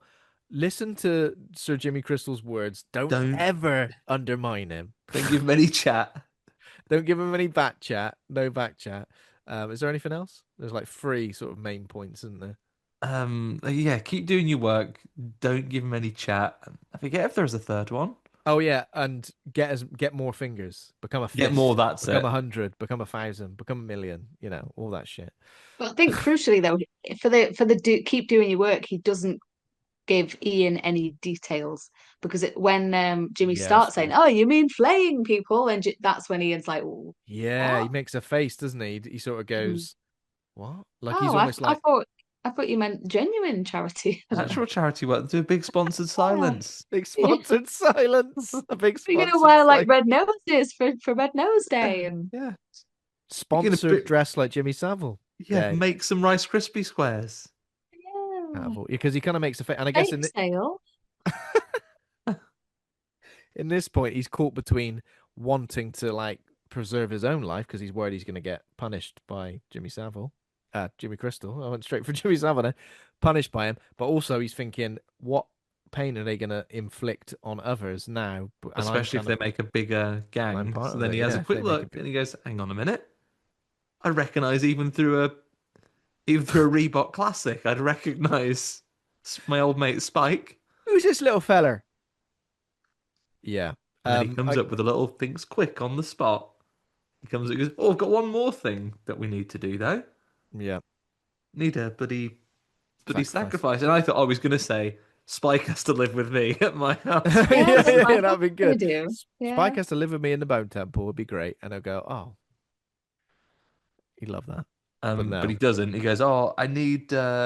He he uses the church to full effect and goes, "Remember how Jesus had a crucifixion? We need to do that as well, but it has to be my son, me, the devil. Who's Yeah. who's that? That's bloody you." It's bloody you, Sir Jimmy. He goes, no, no, no, no, no. That's no. I'm strictly against that. Nah, nah, nah, nah, nah. No, no, no. Everything else. I guess like alongside previous to this, so this is kind of this makes sense because both storylines kind of intertwine now, and I guess with Samson as well, he's already gone through his process of becoming cured, right? He's been normalized. He has a sit on the train, has a flashback to what we assume was the day he was infected. I'm Yeah. guessing loads of some infected people got on the train. See, I'd like to see more day one infected stuff, and I was kind of hoping for that when this happened. I feel like obviously we haven't got too much of that, even in the original, have we? I think you'll get an anthology series one of these days, Ben, if this keeps up the momentum with the third Mm. part. It would have been good to see that. You'll get a Maybe like 28 days later, day zero or whatever. maybe the train stops at Bath Spa, and then they Yeah. all just run on. Like, that'd be terrifying. I know we've had Train to Busan, but still, that'd be terrifying. Last train to Dundee. They'll be all I'll feed you your yeah. intestines. So they're all yeah. We have this scene where he basically recalls his memory, and as he sort of comes back into the present, all of the regular infected are all looking at him funny because they know he's not one of them anymore. Out of order, isn't it? But And then again, they how all, do they know? Because what are they seeing? Because if they're seeing another infected in that instance, do they just look at each other and they see like, hmm. or do they look at behaviors? Like if you're Normal not fellas. being erratic, I mean that lies the question. If you were to go out into the infected world and just run around going bloody hell, then they go okay. It'd be exhausting, though, wouldn't it? It'd be exhausting. How long could you keep that up for? Our lot don't get out of breath. You'd be busted. You'd have to be Yeah, you on it would. all the time. Basically, the only person who could legitimately do it would be like Animal from the Muppets, but everyone else would be immediately caught. Um, um, yeah, who knows? But either way, they can recognize he ain't one of us. So Yeah. they all try and start on him. Obviously, infecting him again doesn't work because they spit blood in his face immediately, and he's like, he You like looks at dirty it when he bastards. looks at it after someone's done several punches on the rock, and then after a while he looks and he like turns his face back and he's smashing them into the roof. He backbreakering them. Smashing him through the windows, and then he comes out proper covered in blood, head to toe. Yeah, he's like the Descent, isn't he? Covered in blood and naked again, and I was like, "Oh, okay, he's back to." But he wasn't. So He was just someone ripped his kecks off They just in yeah, yeah. they debagged him. someone give me those. Infected don't wear those. Give me those. Yeah, But some of them do. There's I noticed in 28 years later as well, there was an infected with a backpack on. I like that. Just got all the boys' sandwiches in there for the day. been to M&S, got my bits. Yeah. So I guess yeah, that's all that. But I guess we catch back up. And again, yeah, I anticipated that this final scene, Samson was going to have a bigger part to play than perhaps he did. I thought he was going to save the day, maybe. Yeah, I thought that And there he was going would to be come enraged, and we would maybe do a little bit like Cillian Murphy in the original when he's poking yeah. those people's Oh eyes out, and they go, yes, "Oh, Andy. he's mad." But it'd be a parallel to that where you go, "Oh, this infected guy's come, and now he's as much a threat to the goodies as he is the baddies." But he's able to then stop and go, "I'm fine, actually." But we I don't see like him. that. We have to I know I resolve it said ourselves. I know I said earlier about I wanted Samson to be the one maybe who killed Kelson, but I like that in terms of cinematic parallels where that thing of that inner heartbeat bit where there's that moment of doubt where you think Killian Murphy's infected. Us as the audience would have that moment of doubt where we think, yeah, that's good, Andy. God damn it. You could have an I want injured that. Kelson with his stabbing, like he could jump in front of Spike at the end, and he'd go, Yeah. "Oh, he's a goodie. Okay, I won't get He's him." a goodie, he's all right, yeah. But I guess it doesn't pan out exactly how I expected, but I guess it's still It's a good pretty turn for satisfying. Jimmy Ink, though, isn't it? Because basically she already was on the fence that he was legit, and she doesn't side with Sir Jimmy. Yeah. Um, and she is it Jimmy who stabs Kelson? Jimmy just like, he says he's not the devil. If he was the devil, I wouldn't be able to do this. Stabbed. I was like, Yeah, you little shitbag. Like he's got like again, that's the first act of violence he's committed in this film as well. yeah. So it just shows what a snide bastard he is, but a great villain, yeah. But the others are no match for Jimmy Ink, who basically defeats all of the remaining Mm. um Remaining Jimmys. Jimmys, including Jimmy himself. She has a quick look at Kelson and goes, "Yep, I know a fatal stabbing when I see one. You haven't got much time, but I can do one thing for you. I can crucify this bad bloke, You can't literally by crucify your nailing bloody him to a son. cross." Yeah. And it's I what love a that he just visual as well. had a crucifix of that size just hanging around. Yeah. I feel like he's got Like access you to do. everything, or Kelson, or he can at least knock one up in a minute. Actually, he's mortally wounded. Yeah, so he's sitting. He has to sit down, and they put him on there. They hammer him up there. They put it upside down because still Satan. Yeah. Oh, this is a good shot though. Like him upside down. Like I guess he's naked. His hair, like he's raging. Again, like, do we think that what he sees, like someone, it looks like an infected attacking him? Well, before that, we see Samson approaching. Right, he comes out thing, and Oh, he when he sees him and he looks like the devil. Hellboy. He looks like Yeah, because Hellboy. he's got horns. Yeah. Yeah, He looks like Tim Curry in Legend. yeah, he does. He comes out fully redded up, and he sees him as the devil. Yeah. Um, and then, but what we do, then we see normality. Samson comes out, but he's all right. He picks him and goes, Kelson, cheers, mate. Gives him a little wink. Gives him a little wink, yeah. And yeah, so we see Sir Jimmy basically screams, and then it looks like he gets attacked by an infected. But again, Did this feel like a little bit, all the high quality, well thought out things in this film, does that feel a little bit of a cheap jump scare to you? yeah. But also, I don't, Yeah, I but don't think, I did jump though, Yeah. even yeah. though I knew it was coming, but I still properly jumped out of my seat. Did the infected ever really wander up to the Bone Temple? I thought it was surrounded by water as well. Maybe one of the ones that wasn't quite dead from being Mm. wrestled by Or perhaps Samson. is that even real? Is that somehow in Jimmy's mind when this happens? You Or know? maybe it's meant to be Samson and like they just didn't have time to film that shot. They put it in there for a jump. This could equally be a producer's note towards the end, right? Said, oh, I think we need a jump scare. Can you Yeah. just put someone running at him? Because it felt Mm. like a very deliberately, for all of the detail we've seen in all of these shots, it felt very deliberately a quick cut. Yeah. We'll find out, I guess. I agree. But it's not And then the end. it's not quite the end. Well, we see obviously Spike and Kelly go away. She takes the wig off, denouncing the older Jimmy gang, denouncing the fingers. Kelson's dead. Did she say a Samson's real name at this point? What is her real yeah. name? I think she says my name's Kelly. Yeah. She just goes my name's Kelly actually, not Jimmy Inc. Stupid name. And then we get the final scene. And again, I kind of forgot about this because if you remember, Danny Boyle did say, "Oh yeah," and then when Cillian Murphy turns up at the end of the second film, he said that in like Yeah. the press for the first film. So I was like, "Oh, I We remembered could have had a this." surprise, to be honest. I'm right. First of all, I'm glad Jim isn't like some sort of cult leader, bad guy, head honcho. He's just chilling in a little house with his daughter. He got somewhere 28 days after the infection. Well, 28 days plus a couple to get there. And he's not Yeah. moved since. He's not 30 bloody years in moved. that house. Yeah, is it the same? Is it the same little cottage they Yeah, were it's in? the same house. Every time a It farmhouse is. turned up in the last film and this one, I kept going like, "Huh?" And then I Oh. was like, "Oh." And But it then is. when this one, I was like, "No, no, it is." But yeah, Okay, that's cool. finally. And is it and is I'm assuming he's had a daughter of Selena. Do we get any Mhm. sort of inkling that Selena's still around? Maybe she's out that day. I hope Popped a she's still spark. around. That would be what, nice. what what she probably is, if we reflect on this, is probably in contract negotiations as we speak. Yeah, pesky contract negotiations. So obviously Jim and Um, his daughter, they're kind of like just living a lovely life. He's given her an exam based on World War Two, he's something doing like her. that. Yeah, she's got a history exam coming up.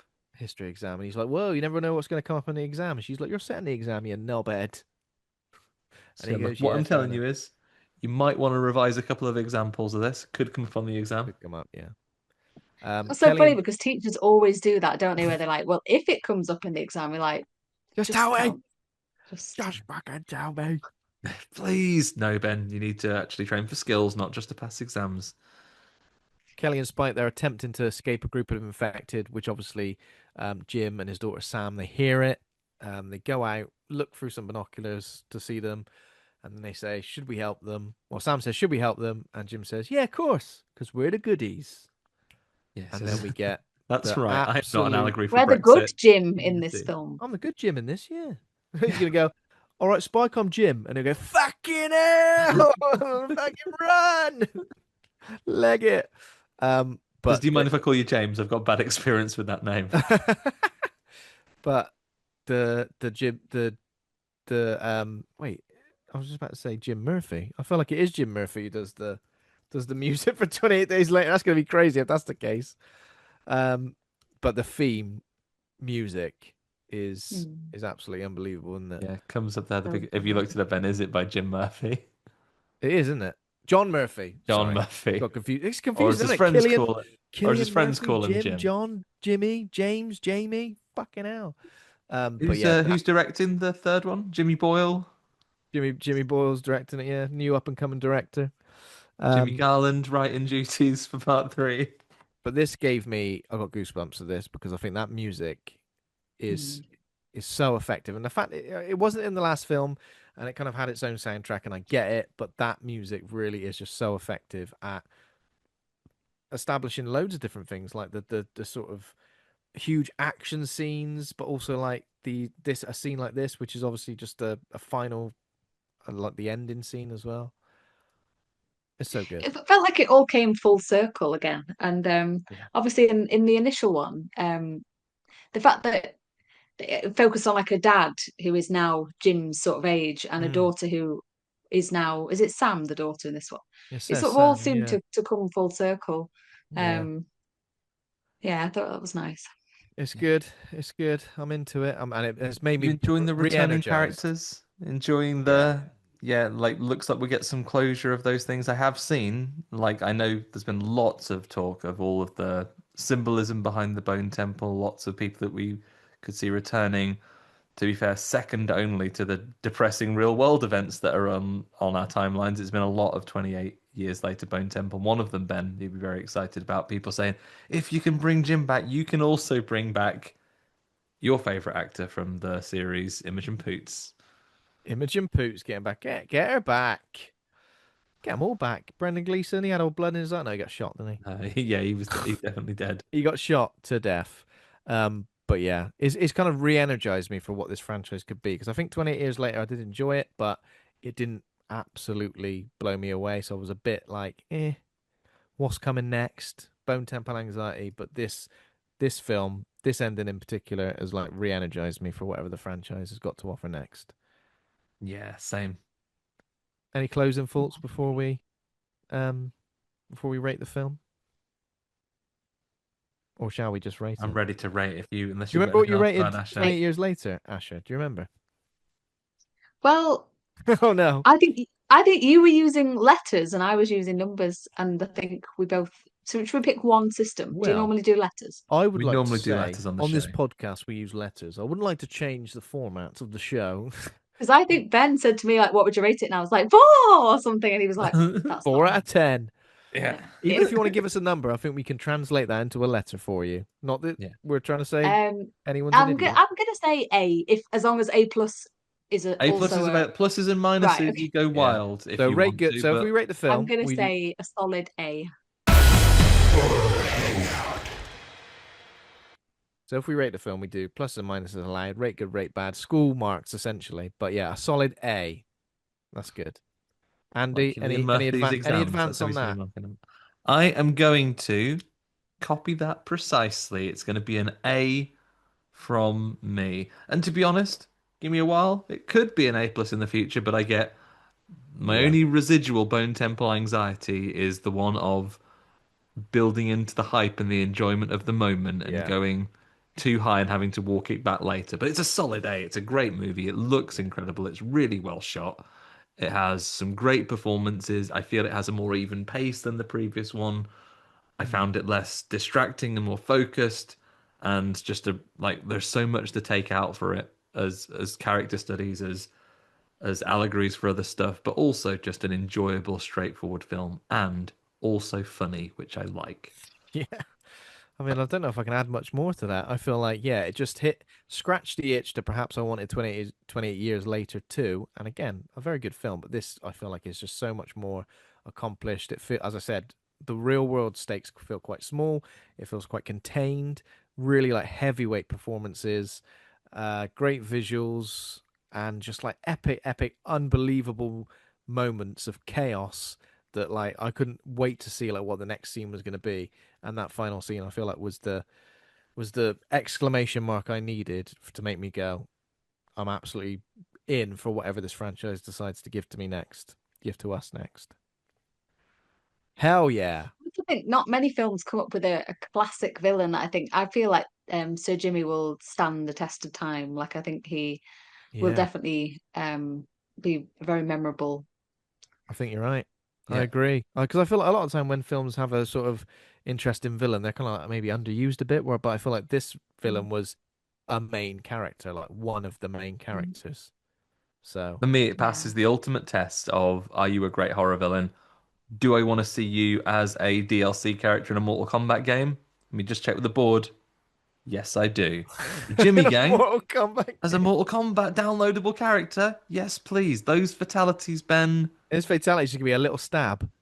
Yeah. Just a little stab where you go, oh! Oh, that comes sharp. Oh, and I'm dead. Bloody hell.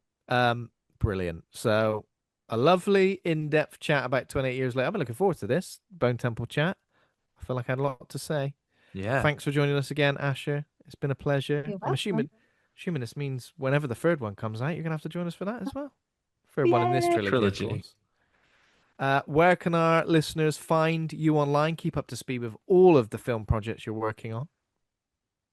Oh, probably my personal Instagram, which is octopus_mammy. I made it when that account when I was really young and not really thinking about that. I didn't realize I'd still be with that stupid name all these years later. But here we are. I like it. It's memorable. It makes me think you've got 8 limbs. How do you know I don't? I don't. Don't. Well, I have met you in person though, so I think I'd know. Okay. Awesome. We'll put But that in the show human clothes notes. aren't built to They could have had loads in a jumper. That's true. Yeah. I'll put that link in the show notes. So thank you very much, everybody, for listening. If you enjoyed the show, become a patron at patreon.com/horror hangout. Thanks to all of our patrons over there. Thanks to Taj Easton for our theme music. Thanks to Acast for hosting the show. Please consider giving us a rating or review. Let us know what you thought about 28 years later, The Bone Temple on Fred's Instagram, Facebook, TikTok, YouTube. We're all over the place. And www.horrorhangout.co.uk for everything in one place. Next week, as I mentioned earlier in the show, we're getting traumatized with a trauma triple bill featuring Refuse Films' Liam Regan. Looking forward to that. There we go. Brilliant. Thank you, everybody. And in the meantime, if you find yourself in a strange, weird cult situation, don't pick on the person you think. Pick the kid that's gone outside to be sick, you idiot. Exactly. Don't fight the one with fairy wings. Dangerous. Don't buy the clearly insane person. Right. See you later, Come on, everybody. take it easy, everyone. Bye.